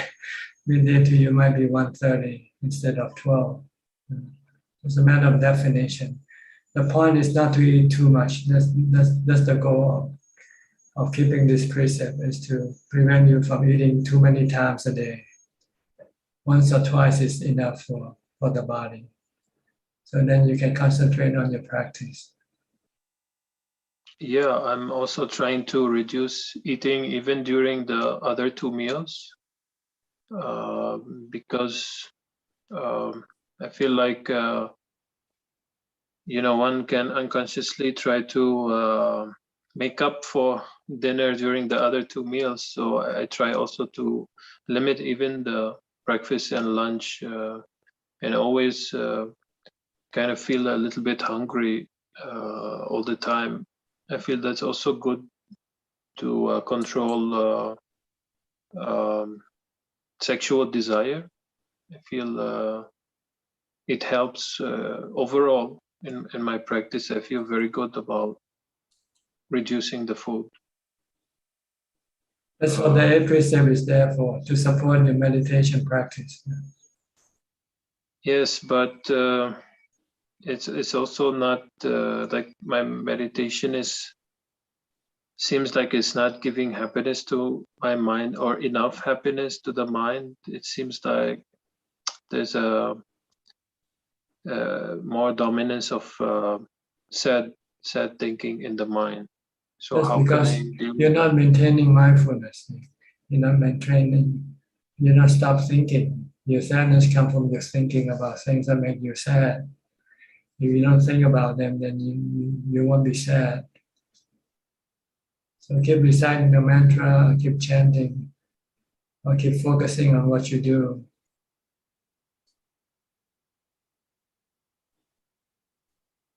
So you let your mind think about things, and then by thinking about things, it makes you become sad.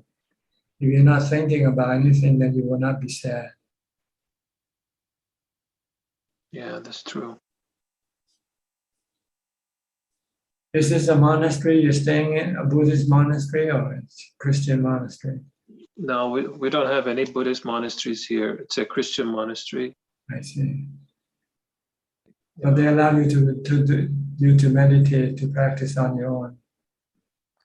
Well, I meditate in my room. I mean, they know I'm a yoga teacher, but of course I haven't told them about, Buddhism and my practice. But they did get surprised how I don't join the daily masses and the, Christian prayer times and all that. Mm-hmm. So they were kind of commenting on that. And I was like worried if I said, I'm a Buddhist since 11 years, they're not going to take it well. And those people are actually, they know me from my village. So the abbot here, he knows me. He knows I'm a yoga teacher, but he doesn't know I converted to Buddhism.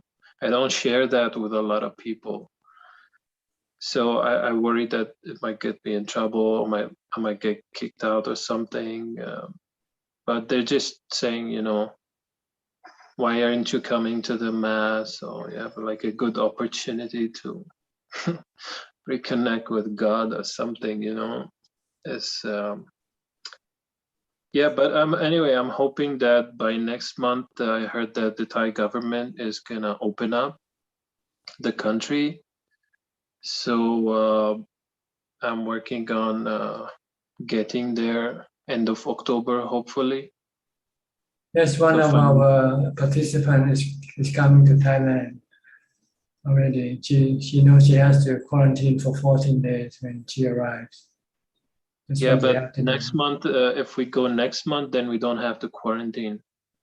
Okay, maybe, I don't know. I haven't yet heard the detail. Maybe if you have 2 shots and you have tests that you're negative, then maybe they allow you to. Yeah, like starting in next month, I think your prime minister already announced that. I see. Starting, yeah. Good. Okay. So no question really. Just Yeah, just about that dealing with the sadness and all that, but you already answered that. yeah. Try to be diligent with your mindfulness. Your mindfulness will protect your mind from sadness or worry and anxiety. Everything. It will clear the mind up. But only temporarily. Yeah.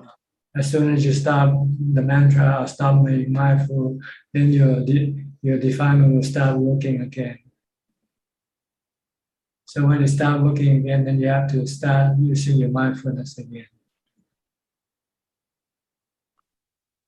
Yeah, and I know my sadness is coming from a very particular event that happened in the past, or let's say a few events. But yeah, I think the key is to stop thinking, whatever it is just to stop thinking about it, stop thinking about the past, and be more present in the present moment, to be more mindful. And I found that walking meditation is more helpful when the mind is like very heavy, and it's hard to sit and meditate. So I've been doing a lot of walking meditation, and it's kind of helps sometime to get into the moment and get out of my head and just into the moment. Okay. Is that all for today? Yeah. Yes. All Thank right. you, Tanaji.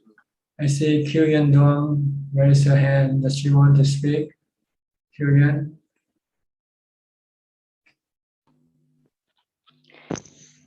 Yes, please, Tanajan. I just wanted to previously wanted to just add it to your comment or answer to the youngsters about like getting married and so on. It's not just a family life or a marriage is having happiness and unhappiness, but even the most happy family, that happiness cannot compare to the happiness when you can you get to samadhi or you have samchana. So it's nothing compares. So you will never regret if you don't get married, and you will be happier if you can go the Dhamma way. That is guarantee. No failure in there. No mistake at all. That's what I'm doing right now. I've been doing it for the last 40 years. Now I only get it. That is like I get a sense of what the truth is. You can never say, you can never find anything wrong or not full or not perfect in there. It's the perfect. Whatever the answer is, it's so perfect, so profound. Yes. So simple. Yes, but never regret. Yes. And also with Sami, he said that Thailand is opening soon. Yeah, he said October. Yeah, can you open the chat so he can send to me the link of whatever announcement? I haven't seen it, so maybe I don't have to pay for the quarantine or spend 2 weeks if I just delay 1 week. Okay, admin, you want to open the chat for you want to contact Sammy for this info? Yes, I You have. Yes, Sammy, if you have the info, can you send it to her? Is it Sami 21 something? Yes, 2111026. Right. Thank you. Oh, hi, Chuyen. Yeah, so I got that piece of information from a bhikkhu friend of mine who said that the Prime Minister already announced it, that by next month, I think either 8th of October or mid of October, then no more quarantine is required, but pretty sure that for vaccinated people. Oh, it's for vaccinated people. Yeah, I got another confirmation from someone else who said the same, but I haven't got any article at the moment. But if you want, you can message me, and if I got some article, I can send it to you. No problem. Thank you. But I'm not vaccinated, so maybe I just go ahead. Oh, you're anti-vaxxer. No, I'm not anti-vaxxer, but I heard so many bad things about it. So mainstream media is not good. People are still getting corona anyway, so yeah, it's and really... you get your immunity is worse. The death. Yeah. Okay. Is that good enough for you, boss? So I can go on to the next person, okay? Yes. Jacob, you just came in from Las Vegas, if I remember correctly. Very good memory, Ajahn. Very Can good I help memory. you? No questions today. I came to listen. Okay, fine. Thank you for coming in. I see Sulan is back again. Do you still want to ask another question, Sulan? I just want to listen. Yeah, just listen for now. Yeah. Okay. Thank you so much. So let me go to Selva Kumar. Selva Kumar. Yeah, Ajahn. Any question from you today? Hello, are you able to hear me? Yes. Okay, can hear you okay. Okay, I just want to know, like, I'm practicing Sila, Samadhi and Panya, which is like morality, concentration, Anapana and Vipassana practice. Apart from that, I hear that a lot of practices are the like Kasina meditation, 4 elements meditation. So which is the right order to go for enlightenment? Like whether Sila, Samadhi, Panya, I practice Goenkaji tradition. They support one another. Sila support the practice of samadhi, and samadhi support the practice of vipassana. So is this order is enough, or we should advancedly practice like kasina meditation, 4 elements meditation?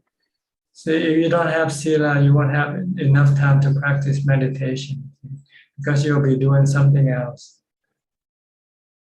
Like the 8 precepts, you have to keep the 8 precepts to meditate because the 8 precepts will prevent you from going to doing other things like watching movie, listening to music, and eating or doing all sort of sensual pleasure things.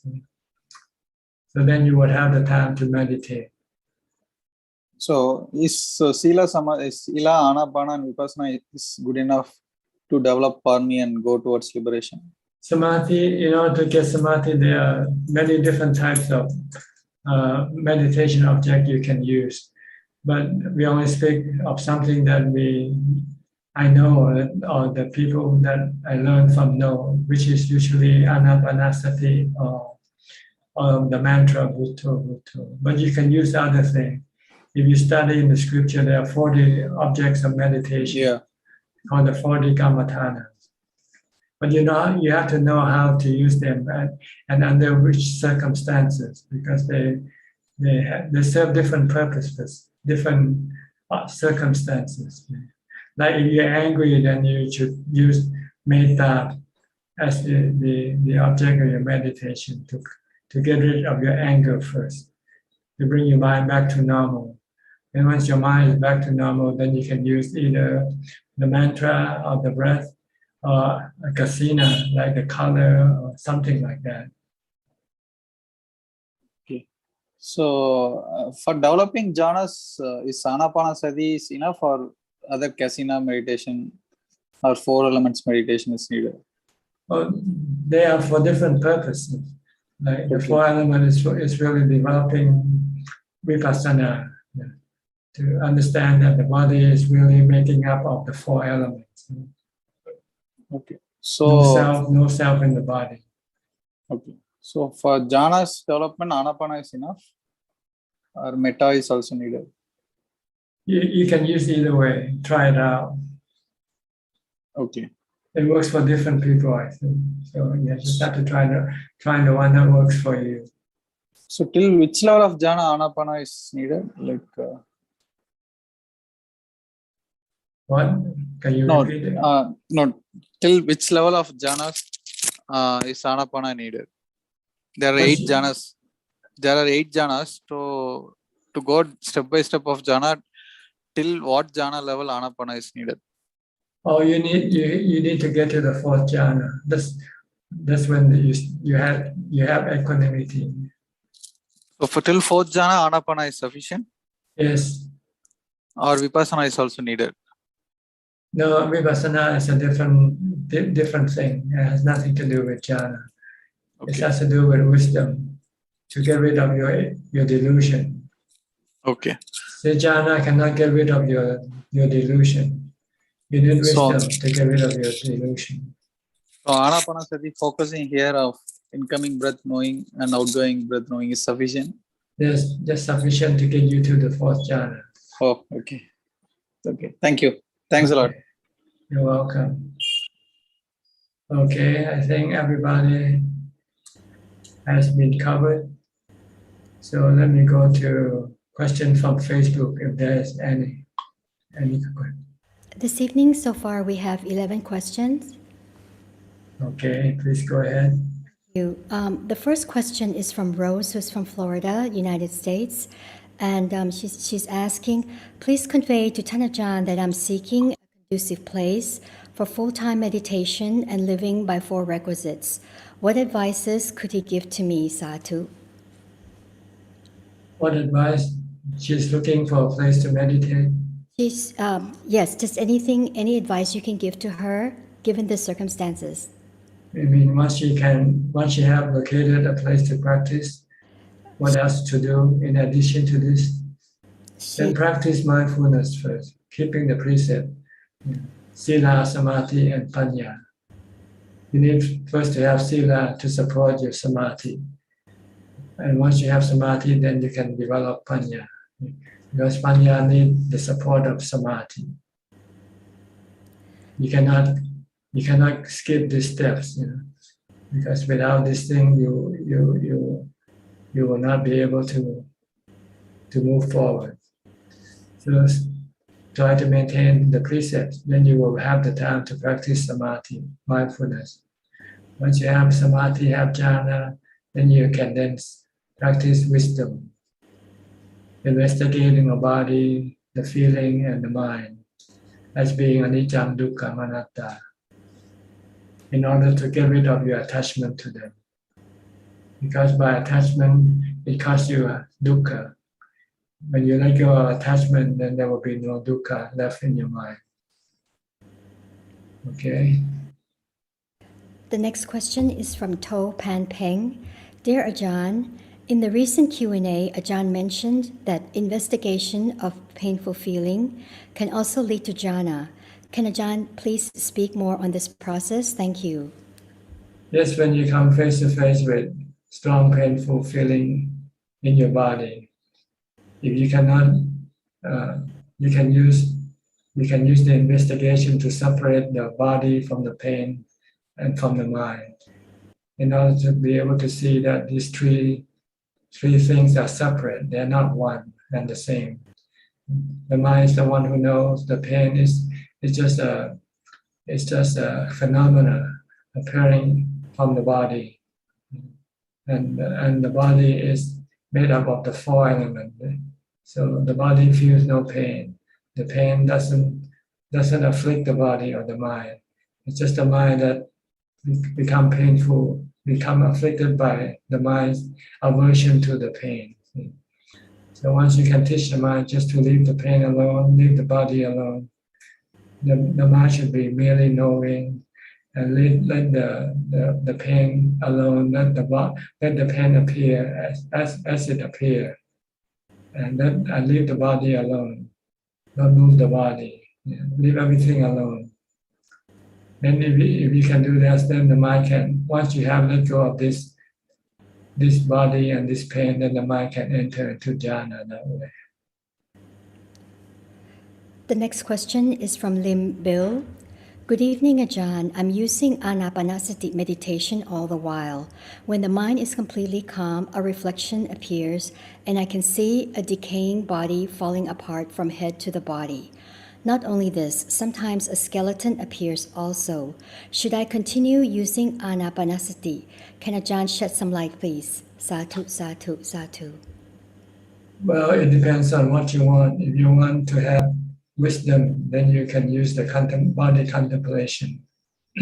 But if you want to have calm, then you should use anapanasati. The next question is from Mandy Smith. What are the 10 steps? Anapanasati, I think you have to ask, what's her name, Julia.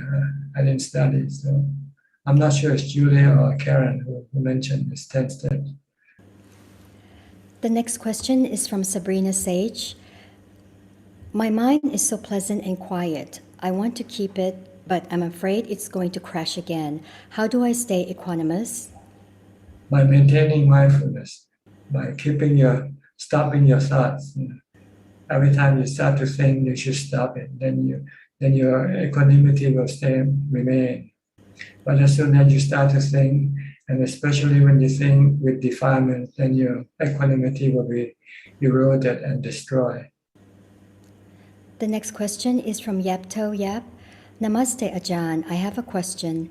If I combine anapanasati with focus on my breathe in and out and saying all is well, how about that? Is it okay to do that? Well, you just have to try it to see whether it works for you or not. If you can calm your mind and make your mind become still with that method, it's okay. But I think you should not be mentally saying anything at all, because you want to stop your mind. You want your mind to become still. So if you still use your thought, telling yourself everything is well, then it might not stop. So it's better just to observe the breath alone. Because by observing, you're not thinking, so you're just merely knowing. The next question is from Eddie Gan. Good evening, Tanajan. If I recite Putto in daily life, will this help to attain jhana? Thank you. Part of it, yes, you have to use this when you're active, when you're doing something. But when you sit, then you have to continue on with the mantra or use the watching of your breath in order to enter into jhana. You have to be, your body have to become still first before your mind can become still. The next question is from Mandy Smith. When I'm helping with suicidal people, what is the best advice besides teaching them mindfulness and samatha? What can Dhamma help them understand about their suffering and pull them out? It depends on whether they are capable of accepting the truth or not. If they cannot accept the truth, then you cannot teach them the truth. The truth is that the body is impermanent. Everybody will actually get old, get sick, and die. And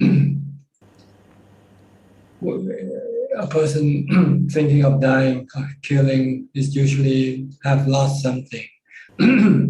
Either some happiness of some form.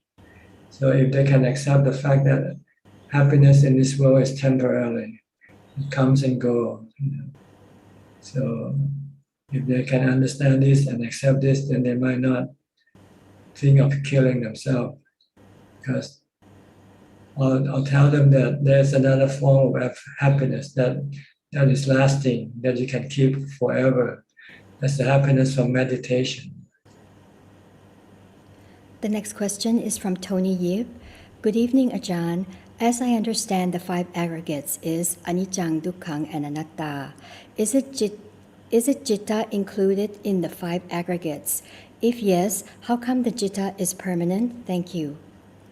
See, the 5 aggregates are divided in 2 parts. The rupa part, which is the body, and the nama part, which comes from the mind. See? Feeling, perception, thinking, and consciousness.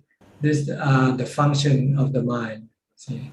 But they are impermanent in terms of they're constantly changing. The function keeps blinking, like on and off. Now your thought, you think, then you stop thinking, then you start thinking about something else. So then your feeling also keep changing from good to bad to neutral. The perception keep changing with your consciousness. When you see something, you perceive them. When you hear something, you perceive them. So these are constantly in motion. This is what it means by impermanent. They are changing, but they are not destroyed. They don't disappear. They come from the mind and they stay with the mind. See, when the body and the mind separated, the mind continues on, but the body will then return to the 4 elements. The next question from Tony Yip. The Buddha teaches that phenomena rises and cease. It cannot be permanent there. Then how about the citta? Well, the citta, the one who knows, is permanent. There are 6 things in the entire world or universe that are permanent. They are what we call the 6 great elements, which is the water, the earth element, the water element, the wind element, the fire element, the knowing element, which is the mind, and the space element. These 6 things are always there. They always exist. But they might form together to create people, animal, planets, and so forth. The last question is from Felicia Chan. Prajahn, my mother tongue is Chinese, so my English is not so good. Could you please repeat the words of the 4 foundations? Thank you. What do you mean by the words of the 4 foundations? I think she means explanation of the 4 foundations of mindfulness. This is the you have to read the sutta to better understand. So I think you should just search for the four foundations of mindfulness, because it's a long and it's quite detailed. It's difficult to explain to you right now all the detail, but it's something that has to do with the studying of your body, your feeling, your mind, and the Dhamma teaching of the Buddha. These are the four foundations of mindfulness. That can, if you study these objects, it can calm your mind and can give you wisdom to be able to eliminate your defilement and free you from suffering. So this is more or less a summary of what the four foundations of mindfulness is about. I hope you understand. All right. That is Okay, that's all the question from Facebook for now. I see Kyuyan Dong also raise your hand again. Would you like to say something? Yes, Thanachan, can you help? Because one of the questions which came up during this process is, I have to be responsible to my kids. They didn't require me to giving birth to this world. How to respond to that question? I cannot. They don't want to know about like rebirth and how a body or a person is, like how the mind possesses the body. How to do that? Well, you cannot teach someone who doesn't want to learn. Just simple as that. If they don't want to learn, then you don't teach. That's what the Buddha did to people who doesn't want to learn his teaching. He just leave them alone. So just accept that I'm selfish or I'm not responsible. It's not selfish. If they want to think it that way. It's just the fact that they don't want to learn. If they don't want to learn, how can you force them to learn something they don't want to learn? It's not your fault that they don't want to learn. It's their stupidity. And I'm so scared that if I don't take this chance, next life I may be not as clever as they are. So You might not have next life, so don't worry about it. You start practice now. yeah. Okay. Yeah. Thank you. We have another person just came in, Namwan, Anoma. Namwan, where are you from? From Thailand, Bangkok เธอค่ะ กราบนมัสการเธอค่ะ But I can ask in English. Go ahead.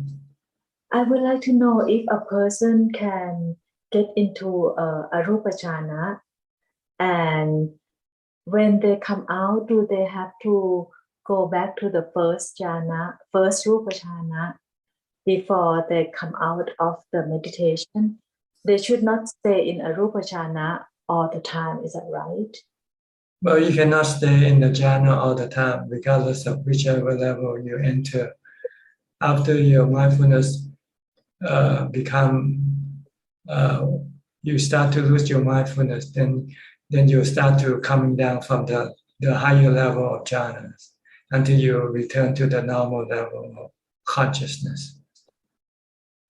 So if that person intend to get out of the jhana, so they should go down step by step to the first jhana before. You'll do it, you'll know how to do it once you get there. So it's not for me to explain to you here. Just get to the jhana first, then you'll know how to get out the jhana. First, you want to know how to get in there. Once you know how to get in there, you'll know how to get out. Okay? Okay. And this is not a question, but something that I realized, and I think it may be helpful to many people, or maybe it's not, I don't know. But I realized that when people make me angry or make me unhappy, it's not because of them, but it's because of me. Because I am so into the feeling that the feeling that I like to be in happiness, and when I attach to the feeling that I love to be in happiness. So when they destroy my happiness, I get angry at them. But the wrong person is me. The wrong person is the one who want to keep myself in the happiness all the time. I didn't consider that I attached to the happiness. That's why I get angry. And so the thing that I should do is that when I attach to happiness, I should know that I attach. And when people make me angry, I should look at myself instead of look at them. It's not their fault. It's my fault that attached to happiness. Is it? I don't know whether my English is good enough to make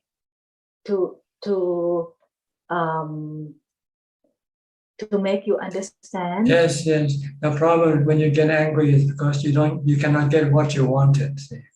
So when you cannot get what you wanted, or you lose something that you like, then you get angry.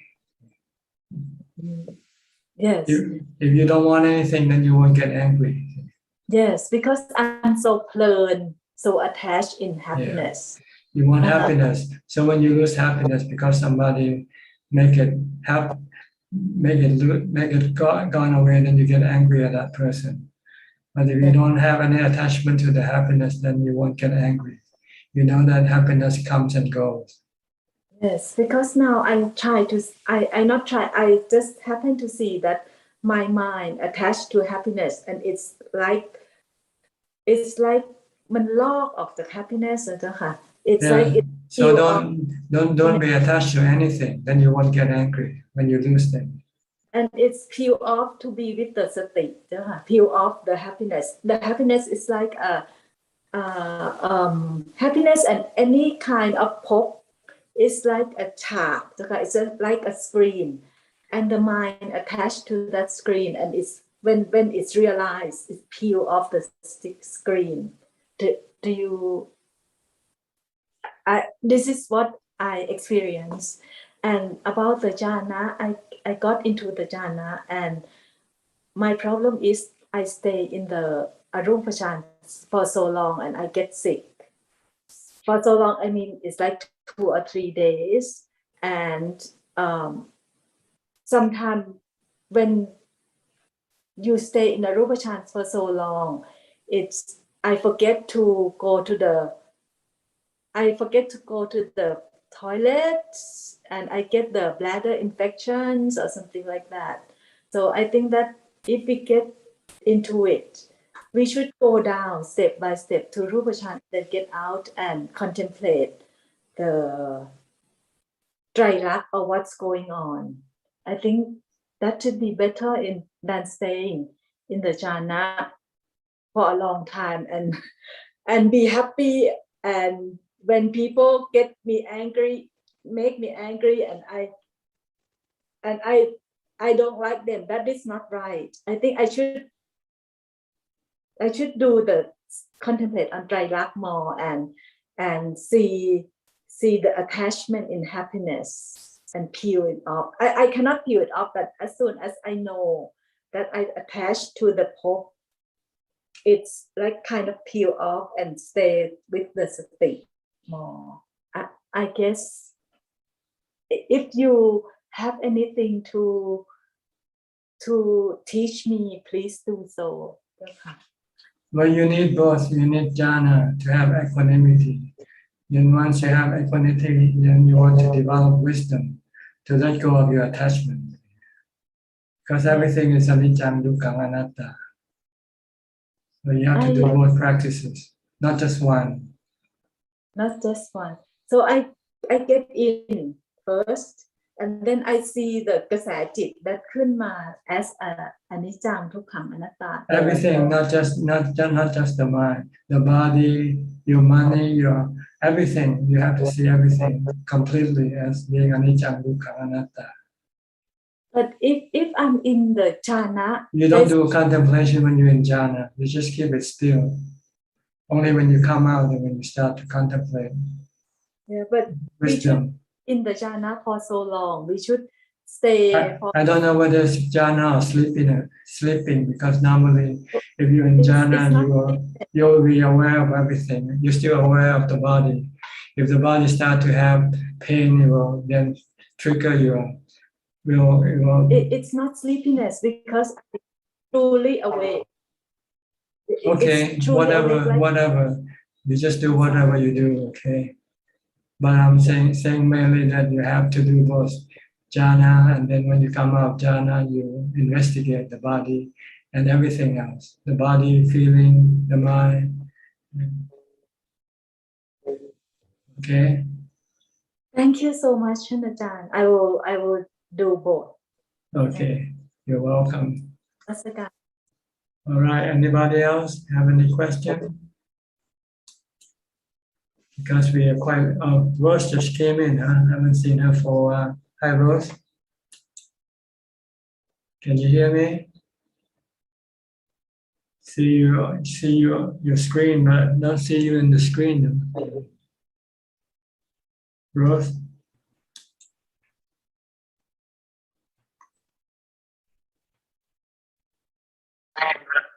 Okay, can hear your voice now. How are you? I haven't seen you for a while.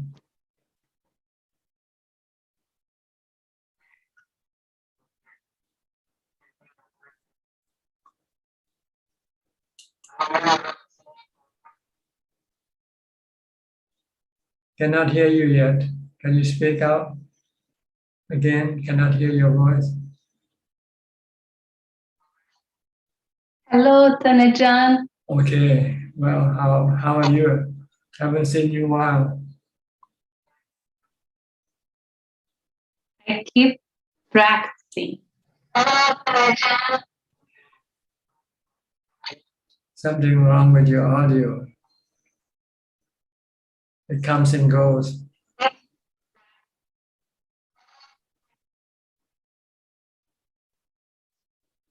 Can see you, but cannot hear you yet.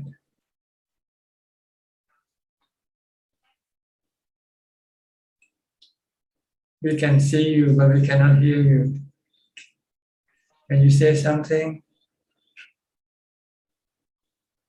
Can you hear me?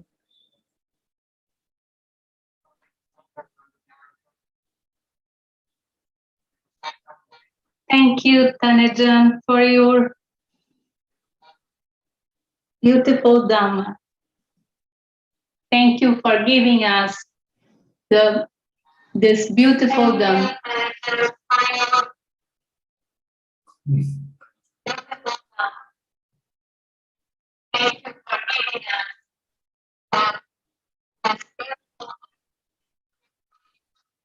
I'm sorry, Rosh, your audio is good and bad, and alternating. Sometimes we can hear what you say, and then sometimes we cannot hear what you say. So I don't know what's wrong with your audio.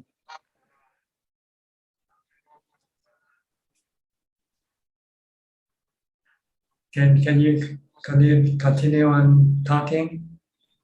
If you like to say something, go ahead. But we're not sure whether we can hear you or not. Sometimes we can, and sometimes we can't.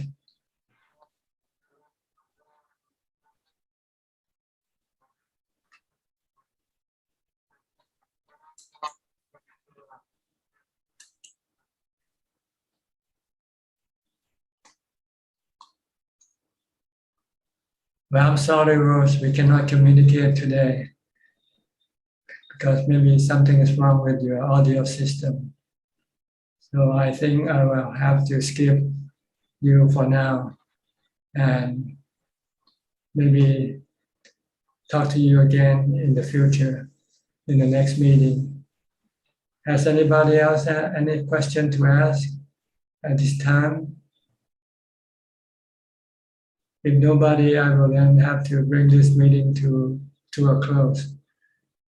Okay, thank you for your participation. I hope this meeting will benefit you somewhat and help you advance in your practice.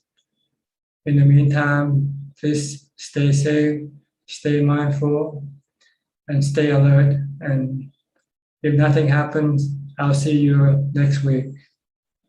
Thank you and goodbye. Sadhu, sadhu, sadhu, sadhu, sadhu. Sadhu, sadhu.